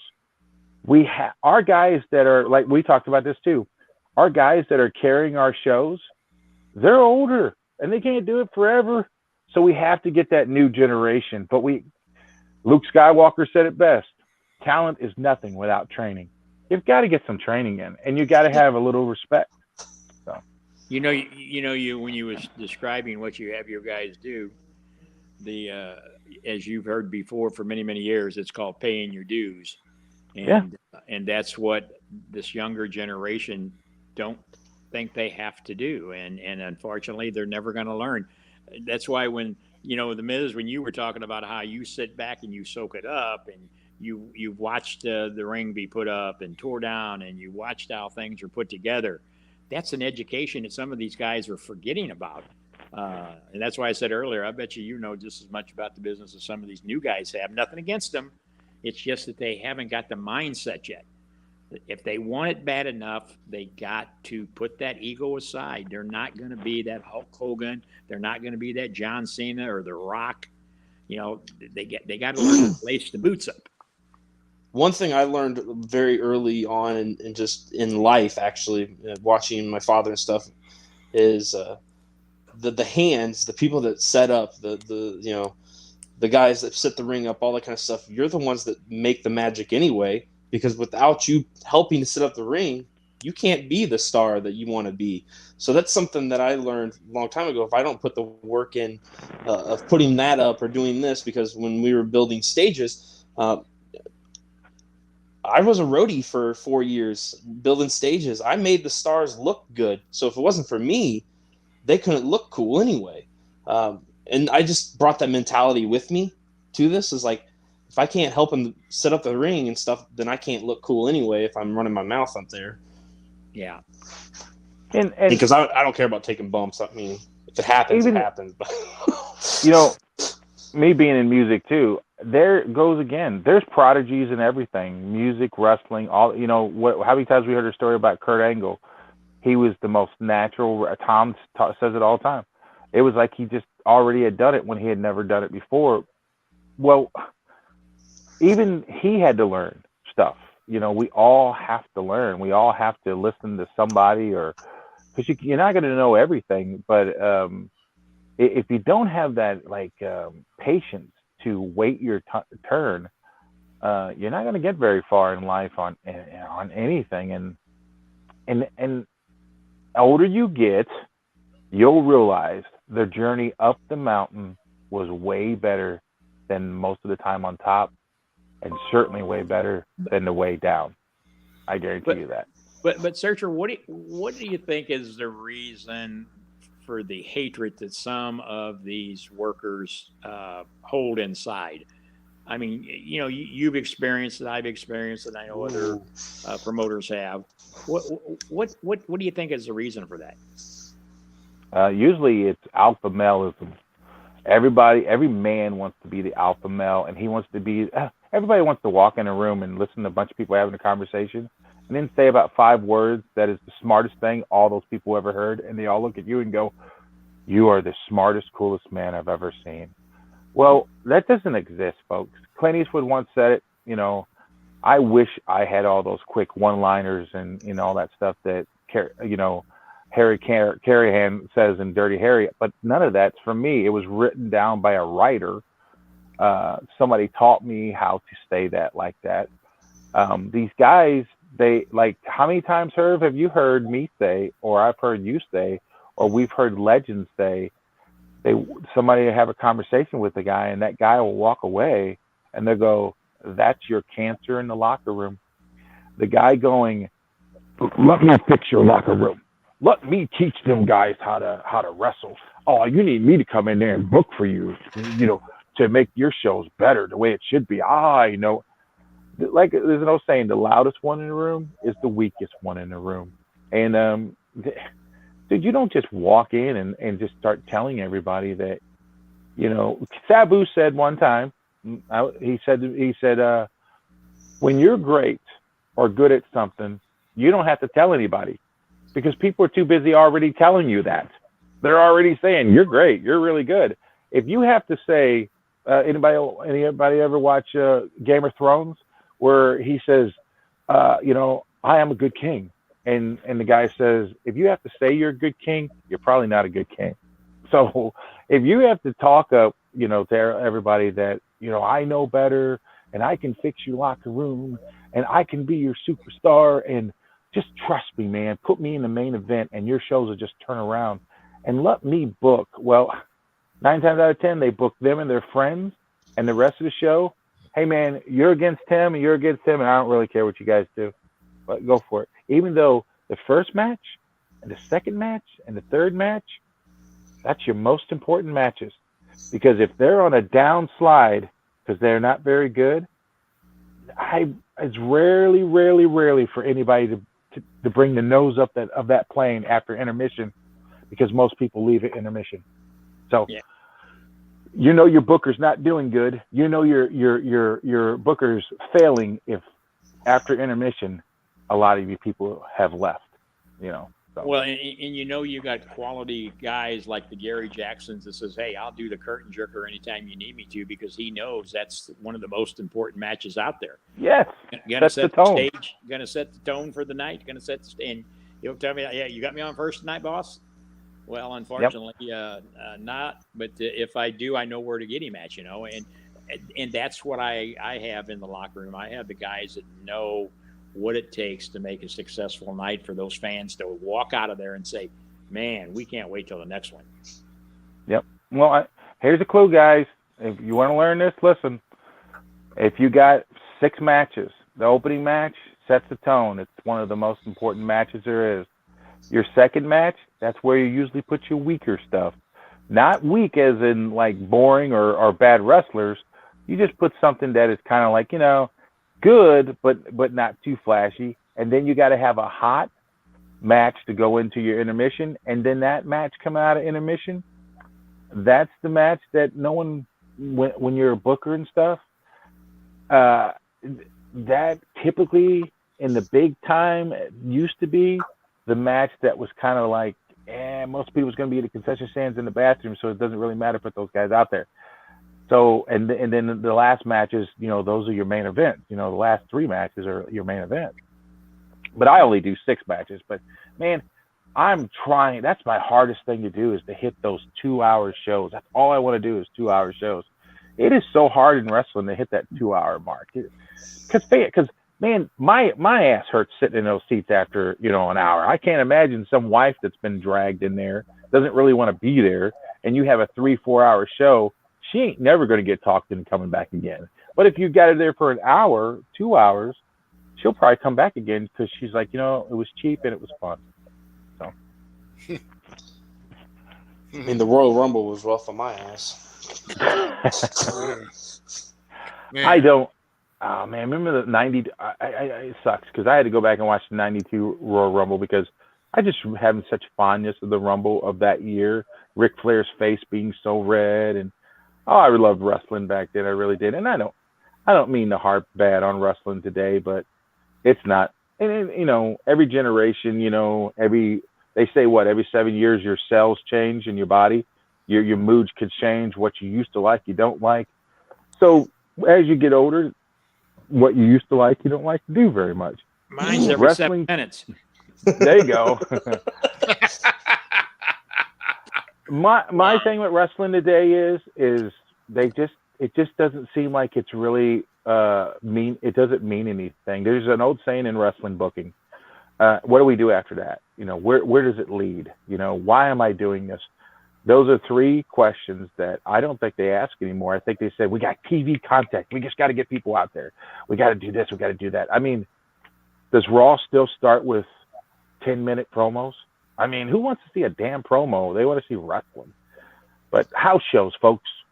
Book your shows. That's what I've always said. If to anyone that's going to go to a house show, I'm like, or better, just go to an indie show because you'll enjoy yourself more. Well, sometimes you're like, I paid how much? I mean, there has been a couple of those. But... Yeah, dude. I mean, but I worked house shows. That's where I learned to book. I don't do pay-per-views. I don't do TV and all that kind of stuff. All I do is I book my shows, house shows. Everything that's going to happen that night is going to end that night because those were the best. Man, I've seen some of the best matches at like WWE in the 90s house shows because, man, I can't tell you some of the I got to do so much in this business and see so much right in front of me. I love this, but I love wrestling. I know there's a lot of bad in it. I know there's a lot of people that are assholes and all that kind of stuff, but I love what we do. I love what Herb does. I love what a lot of people, like I said, if you're out there trying and you're trying to do good, great for you. But, wrestling is also not everyone can do it. And I'm sorry, not everyone can do it. It's just it. I mean, The Rock, if he's in a movie role, it would be dumb to, cast The Rock as Frodo in Lord of the Rings. He just can't play that part, But not everybody can be a wrestler. Yeah, but not everybody can be a wrestler. Not everybody can be a superstar. Right. Not everybody, And not everybody can find the first 5 minutes of a movie. I mean, Yeah, exactly. But another quote from Clint Eastwood is, you got to know your limitations. And not everybody can be a booker. No. Or a promoter.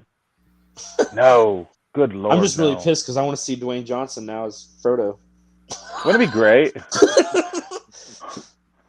Finally, The Rock has put the ring in Mount Doom. It's so dumb. It's great. The Rock has a better chance of playing Grogu. Yeah, no kidding. Oh, wait. Now we're getting off topic. No, of course. Of course. Oh, Ruby just disappeared again. We can't see him. I know. Wrestling does consume my life, unfortunately, because I enjoy so much of it. Hey, I thought you guys had some tough questions tonight. Oh, we've gone over most of them already. And I was going to say we kind of skipped a 10 of them already. Those were tough. Heck, I mean, I was geared up for some tough questions. Hey, I got something real quick I want to say, and this is to your fans that listen to this and to everybody. Lately, Rough Cut has been thinking about hanging up the boots. I want everyone makes me sad to send messages to him and tell him, do not do it. Don't listen to haters. You are one of the best around. You still got a lot in the tank. I want everybody to give him as much love as you possibly can, because he needs to hear it. You know, Hey, at this time he needs to hear it. Hey, Rick, how many conversations have we had? I mean, I know we've had a few. That's Yeah. putting it lightly, but Well, yeah. but again, you got my message, and again, I mean, it's and I'll second the motion of what Searcher just said. Let the haters be haters, because they just don't hate on you. You know, you're the tougher man, and you got a lot of gas in the tank yet, and you know, if you ever need an ear, I got two of them. Yeah, you know, like I said, I appreciate it. It's just that, you know, you know, Texan said earlier, not too long ago, wrestling consumes my life. I mean, it consumes mine too. But it's not everything. And the parts that weren't everything were catching up to me. It's been actually a past tough few months, even before the end of the year. And it's just things just started snowballing. It's starting at the top of Art Hill, and it just rolled down ever since. And But you know what? I think a guy like you, when things get tough, you get tougher, and that's what I see in you, and I think that's what Searcher's saying. And you'll do fine. I'm telling you. It's just you got a lot more to go. You're still young enough, and just get past this little speed bump. And if not, I'm going to send the big Texan to visit you. And I don't know if anybody saw the video. I am not taking no damn back chop. I will tell you that right now. Well, and that goes over well too, Ruby. You know that if you say you're not going to take them. Poor Iron Man Ken Casa. I mean, that's what his back and chest looked like, was a handprint all the way down to the forearm. I had to take that picture and post it because I get tired of people saying, "Oh, it didn't hit hard enough." Well, let me tell you something. So if you keep talking that stuff, I'm going to send a Texan to see you. Yeah, don't ever tell King Costa that wrestling is fake, or else he'll come in and he'll break his foot wherever you don't want it. Man, Ruby, all I got to say is go back to your Hall of Fame speech about people that talked you out of it leaving before and everything you've done. Yeah, well, I mean, like I said, guys, I mean, a lot just consumes, and sometimes the starch gets taken out. You know, maybe, you know, it's something that I have to do. You know, maybe to clean the fuel injectors for that gas to work again, and to be distributed right, and give the proper strength that I have in the tank to push through. Did you just say you needed an enema for this, or what? Oh, hell no. That's not what I'm saying at all. You just said clean out the tank. I mean, that's how that goes with it. I'm giving a freaking metaphor, you jerk. And think about this. If you did that, you would miss being able to sit here for 3 hours and talk about the passion that you claim you have. Ooh. Yep. Yeah. We need that shots fire thing. That was a good one. Wait. Hold on. Yeah. I was behind. I didn't want to hit any of them, but okay. See, when you do the dumb stuff and then you don't do the good stuff, disappointing in you. Hey, Ruby, you got the sound clip or no? I do not have anything loaded. I said, yes. If anyone wants to see. Oh shit! Right. Hey, Searcher, I can get a real gun if you want. Oh. Whoa. Searcher, Hey, I'm a little disappointed. I thought they had some tough questions tonight.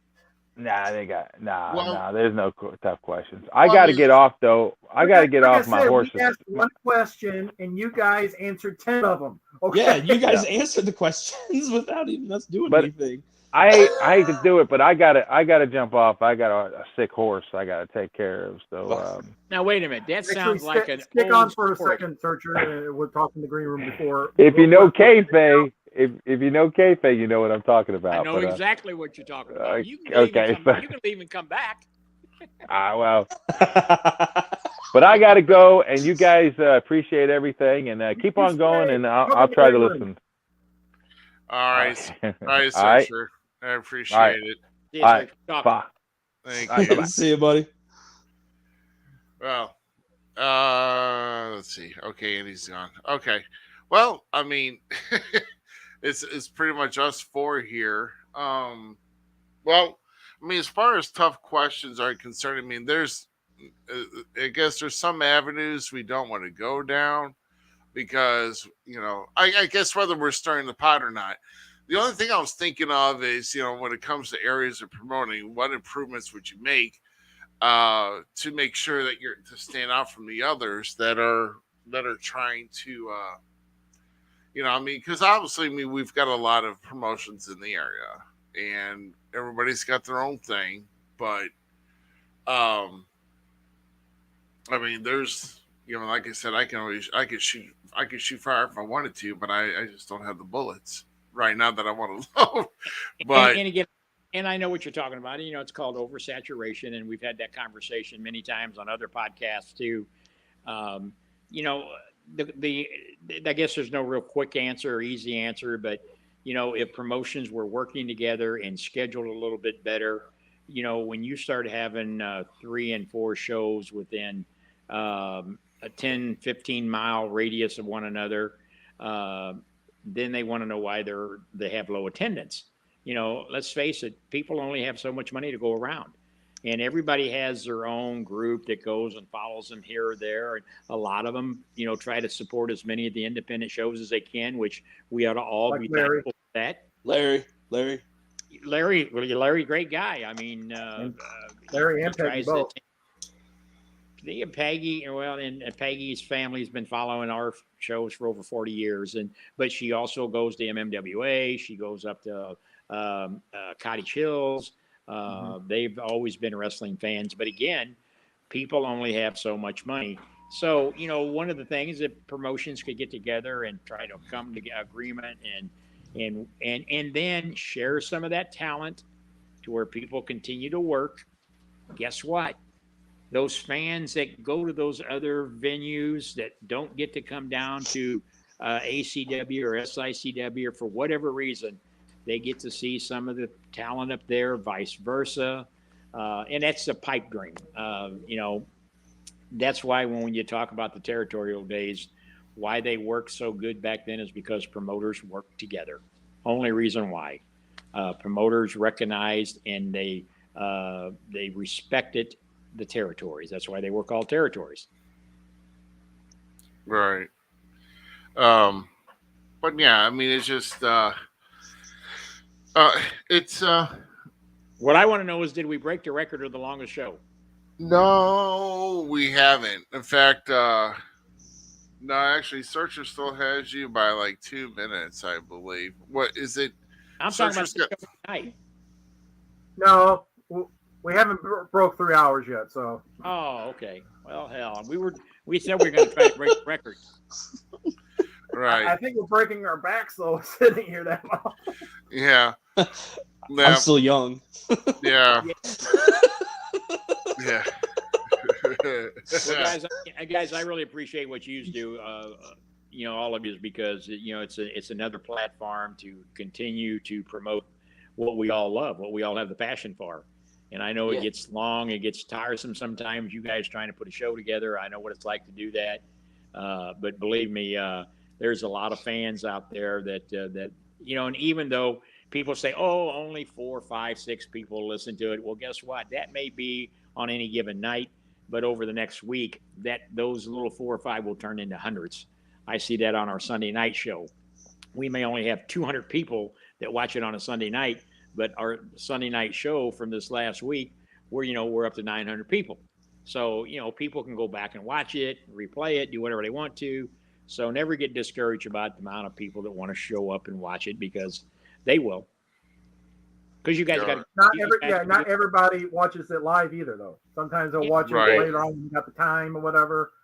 But they still need to go to our YouTube channel and become part of the Falls Count Everywhere YouTube channel too. Get our numbers and subscribers up there. I'll plug. I don't care. Sure. No shame. Well, that's what it's called, promoting. Right. That's what you it's got kind to of do. hard to it's kind of hard to promote internet likes and all that on the internet, because it's like make me some posters. I'll go gas station to gas station. Watch me. I'll have Quincy loaded, dude. Right. Right. But no, you guys do a good job, and I appreciate everything you do. Well, like I said, we appreciate you coming on here again, Herb, and we wanted to kind of contrast the styles and kind of just make the point to in the area that's around here. If everybody knows what around here is, that two promotions can work together. I've seen to where they've butted heads before with two other promoters, and exchanging talent, and where it wasn't making sense, and then it just got ugly. It didn't even last more than 6 months, and it was just ridiculous. But hey, Herb's willing to work with anybody that's willing to be reasonable. And I know the Searcher's more than reasonable. Well, I mean, just yesterday, Searcher and I had 2 phone conversations together. I talked with Scotty Z from New Breed Wrestling yesterday. Today also, I talked to Casey Gold down at Tennessee. Hey, we're exchanging ideas. Like I said earlier, Attila Khan's going down to Tennessee to take on Jerry Lawler. That's huge. That match is already signed and being advertised. We're going up to, like I said, Iowa, March the 5th, with Haku's going to be up there. I think the new NWA champion is going to be up there. So say more, please. Yeah. So I mean, and hopefully we're working on, maybe if I run out of time, but maybe Jimmy Hart will be joining us. So that's going to be a good show up in Iowa. But it's working together with those who want to work. Exactly. Now, is that show for the Hall of Fame up there? I'm sorry? Is that show for the Hall of Fame up there? No. This is for Austin, okay. The promoter up there. A young man that's doing great things up in that area. And he reached out to me about 2 weeks ago. And I met him in Vegas when we were out there a couple different times. And but we got, like I said, Haku going up there, and Attila Khan will be there, and Bob Orton's going up. I think I know what wrestling promotion you're talking about. Uh-huh. If I'm not mistaken. Okay. Yeah, it'll be fun. But like I said, and then of course, Searcher and I, we're going to do that one in Melville, and he's got one coming up in Jerseyville, and that's where you work together. You heard him say earlier, he's coming to Illinois. He called me up and said, "Hey, look, I'm coming to Illinois, but it's not going to be anywhere around you." That's what you call a promoter wanting to work together. Now, if he'd have called me up and said, "Hey, I'm coming to Granite City, or I'm coming to Belleville," then I'd say, "Okay, I'll see you in Cuba, and I'll see you in Sedalia, or wherever you're going to be at next." But you don't have to do that when you're working together, or in St. Clair or wherever, and that's right. That's what you call working together. It took him one phone call to do that, and he called me up about the Melville. It took 7 hours, but yeah, it was one phone call. Oh my gosh. I can show you on my phone. I mean, I kept sitting there looking, and woo. I mean, of course, he was at work, and there you go. But we solved a lot of problems that night, and it's good to do that. It's good to, and like he said earlier, I don't always agree. He doesn't like doing TV. He likes to do the spot shows, as I call them. I was born and raised on the Wrestling at the Chase, where we tape 4 shows on a Sunday afternoon and show them over the next 4 weeks and build up to that house show. We do storylines. We just got one started last weekend. It's going to blow the roof off the place come about May. And the thing is the fans, they love it. They buy into it. And that's what it's all about. When they walk out the door saying, "Boy, Herb, just when we thought we had it figured out, you pulled a rabbit out of your hat," that's when you got fans. Right. Ask Travis Cook about it. He'll tell you. Yeah, I don't know if this would ever be possible, but trying to get territories back, wow. I mean, that's a It, tall it, task in itself. it could on a limited basis. And I'll tell you, the guy, and he's not with us. I mentioned him earlier, was Bert Prentice, and that was kind of the idea that him and I was working on, because he was in Tennessee, far enough away. You could put 4 or 5 guys in a car, send them down there once, twice a month to him. He send up 4 or 5 guys up here. Never being in front of the same fans, people getting to see new talent. And that's kind of what Searcher and I are doing. He's got his spot shows that he's doing. Like I said, he uses some of my guys. Gary Jackson's going down there. A few other ones are going. Scotty Z, he had Curtis Wild down there for almost a year, working him. Champion, wasn't he? I'm sorry?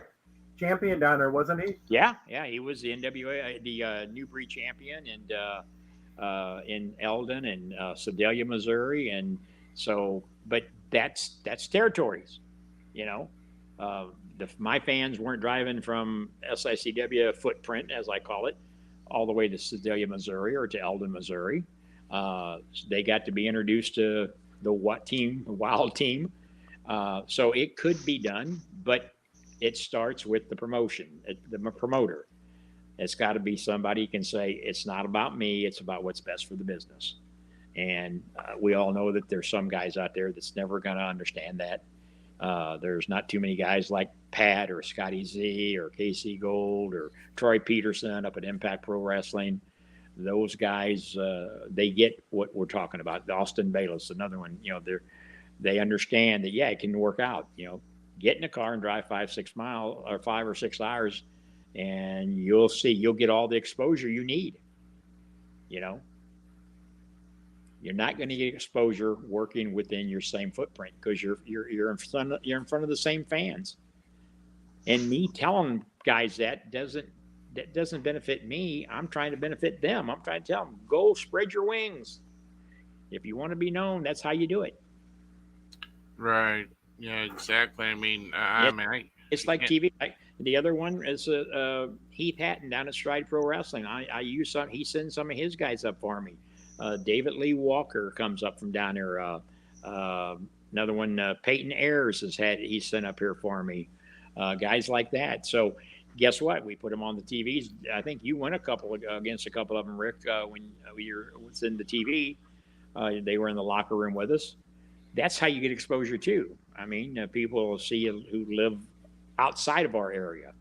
The new TV channel we're going to be going on, it's got stations right now and about 8 different outlets for right now. And it's just another platform to where it will be exposure for SICW, but more so for the guys who are coming in wrestling.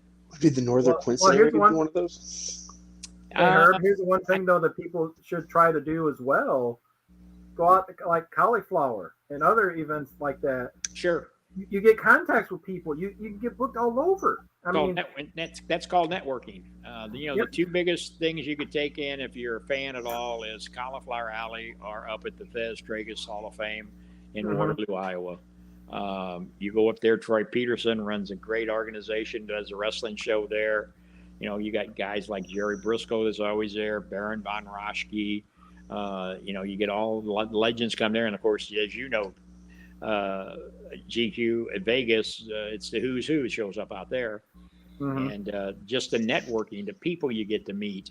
And we've been pretty fortunate because we've been going for so many years out there. They know who SICW is. I mean, Gary Jackson goes out there, and I get a kick out of him. I have a table at the TGI Fridays, and that's where they usually find me at. And he's bringing longer than 7 hours too. Yeah, longer than 7 hours. 4 days. So, but it's networking, and that's kind of what it is. It's the business that you got to do. And I just wish, I'm like you, Rick, I wish the territories would come back, because it would be beneficial to the workers. It really would be. Yeah, it would be. I mean, it's something that would mean something. And, I mean, how do you market territory in the area that we are now? I mean, because it's difficult, and because of everybody that's running or that's out of here. Yeah. You know, And back in the day when Tony Costa and I was running, MMWA and SICW, we were running all that same area that New Breed's running now, the Ozarks, Rolla, Missouri, all of it, Sedalia. We ran all of those shows back in the day, and we would run that whole area up that 44 quarter, all the way into St. Louis, all the way over into Illinois, all the way up into Indianapolis, where we worked with Dick the Bruiser.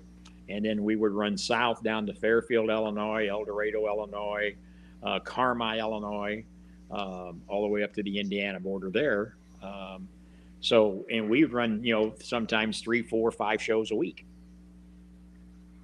Yeah. And those are the days that I wish I kind of was, kind of hoping to be around or something like that. Or at least I took advantage when I could. Within my first 2 years, I mean, heck, I went around to different promotions. I mean, I was in Kansas, of course, Missouri, Illinois, Arkansas. So, I mean, at least I was at least in 4 states within my first 2 years in the business. I was I was getting around. So you know what I'm talking about. Yeah. Yeah. But and that was okay before internet. Yeah, before internet. But again, that's the point. There is too many companies. We can sit here and talk about those days, and they're not out of the question. It's just out of the question on that grand of a scale it was back in the day. When you had 40 different promotions across the country.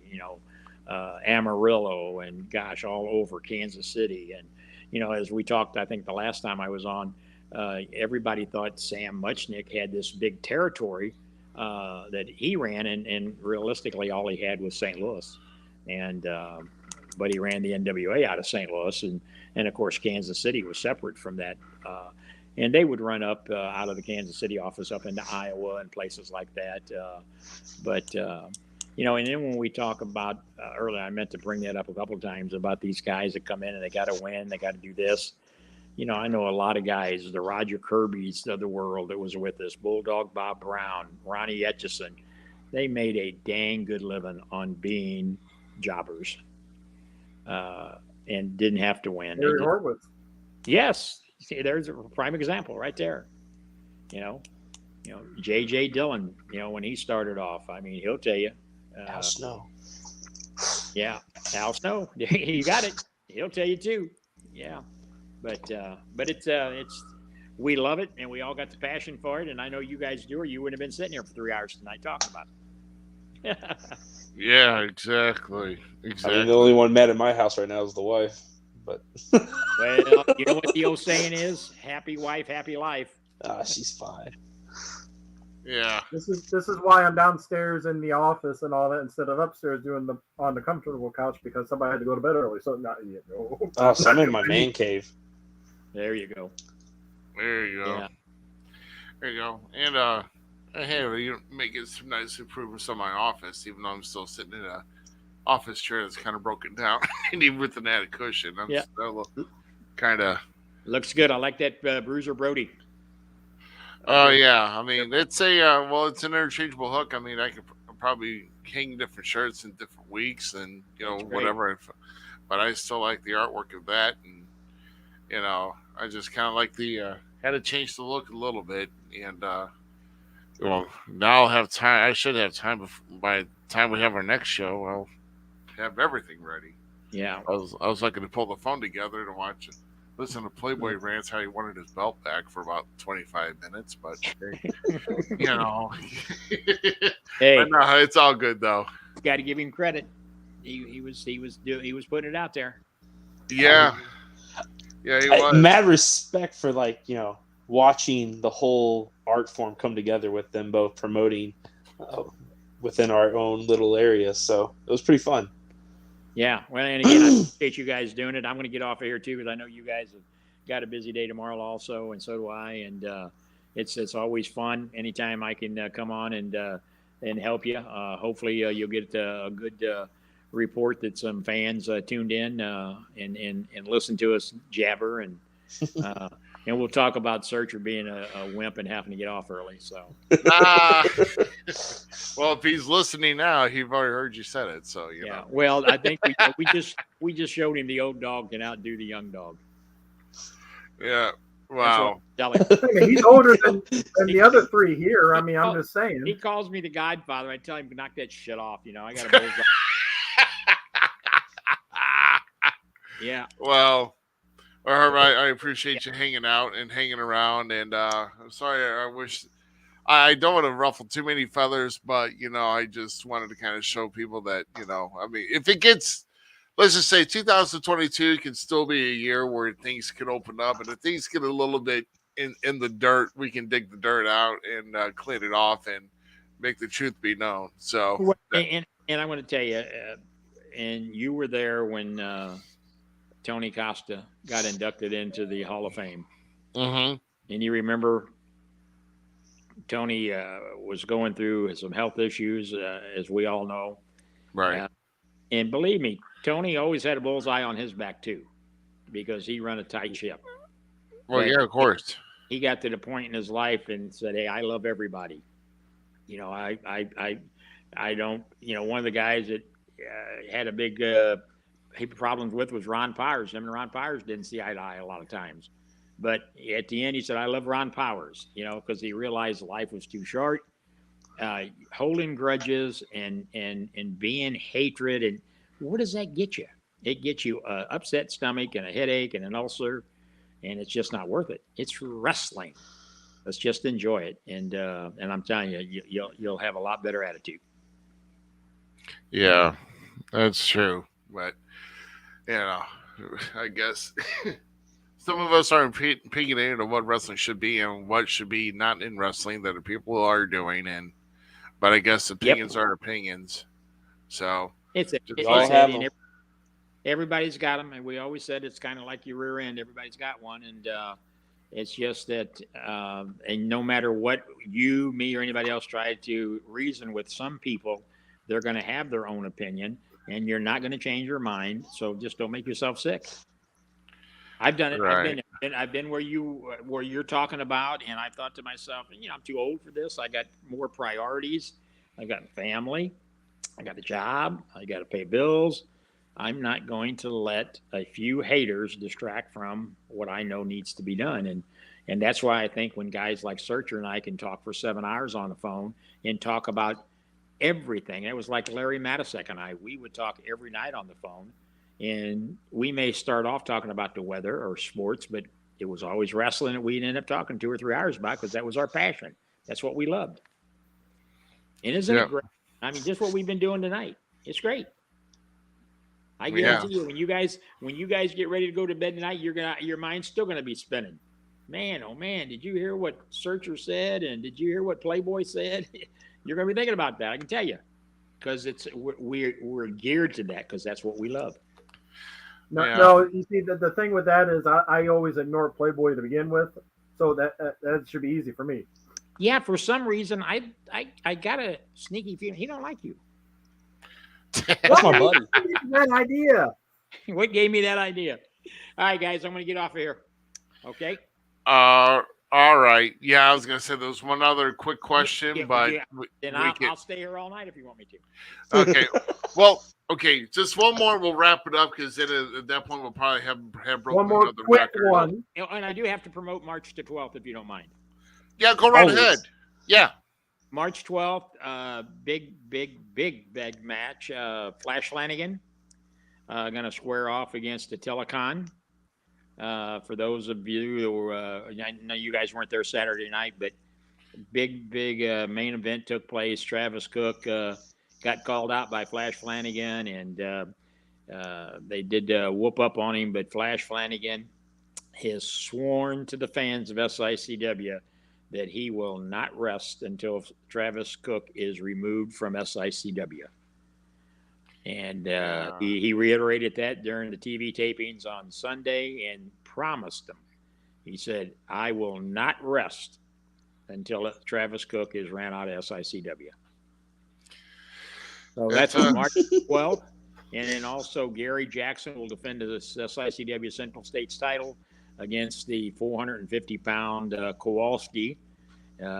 Hopefully, Gary can cash in on that $450 that Kowalski has been putting up for if anybody can body slam him. Danny Dollar from Tennessee was in town last Saturday, and he body slammed him, but it was after the match was over, so he didn't get to keep the money. But that's March. Oh, okay. They rooked him somehow or others. But that's March the 12th in East Carondelet, and then March 13th we'll be doing another 4 weeks of TV tapings. And like I said, we're excited about the TV, and I think there's going to be some good storylines being told, and I think the fans are going to love it. But go ahead with your last question if you remember it. Oh no, that's fine, and I'm glad you're able to promote that on here and kind of give us an update of what's happening. So one other thing, and someone had put it in the chat, I won't put it up, but we had an inquiry about how the documentary is actually going for wrestling at the Chase. Because we already know that Paul Shankman release is still in part with that, and I don't know if the deadline has been changed, if it's coming along, or are we still looking about how the documentary? When are we looking in for that? Yeah, the documentary is doing good. In fact, this last Thursday night, Paul was over to the academy and interviewed Bob Orton and a couple of the students that he was training. It's scheduled right now, if it stays on schedule the way it's going, to be released in June of this year. Okay. In fact, while I was sitting here tonight, I was getting some text messages. They need some pictures that I have, and I have been falling behind in my duties of getting my homework done for them. But they've interviewed quite a few people, both workers and fans, and I think it's going to be good. I'm in a little negotiations with them now, and again, I'm not making a penny on this thing. I knew that going in, but I have the footage from the wrestling at the Chase that they want to use, and I want to let them use it, but there's some things that my attorney wants to have spelled out in there to help protect me.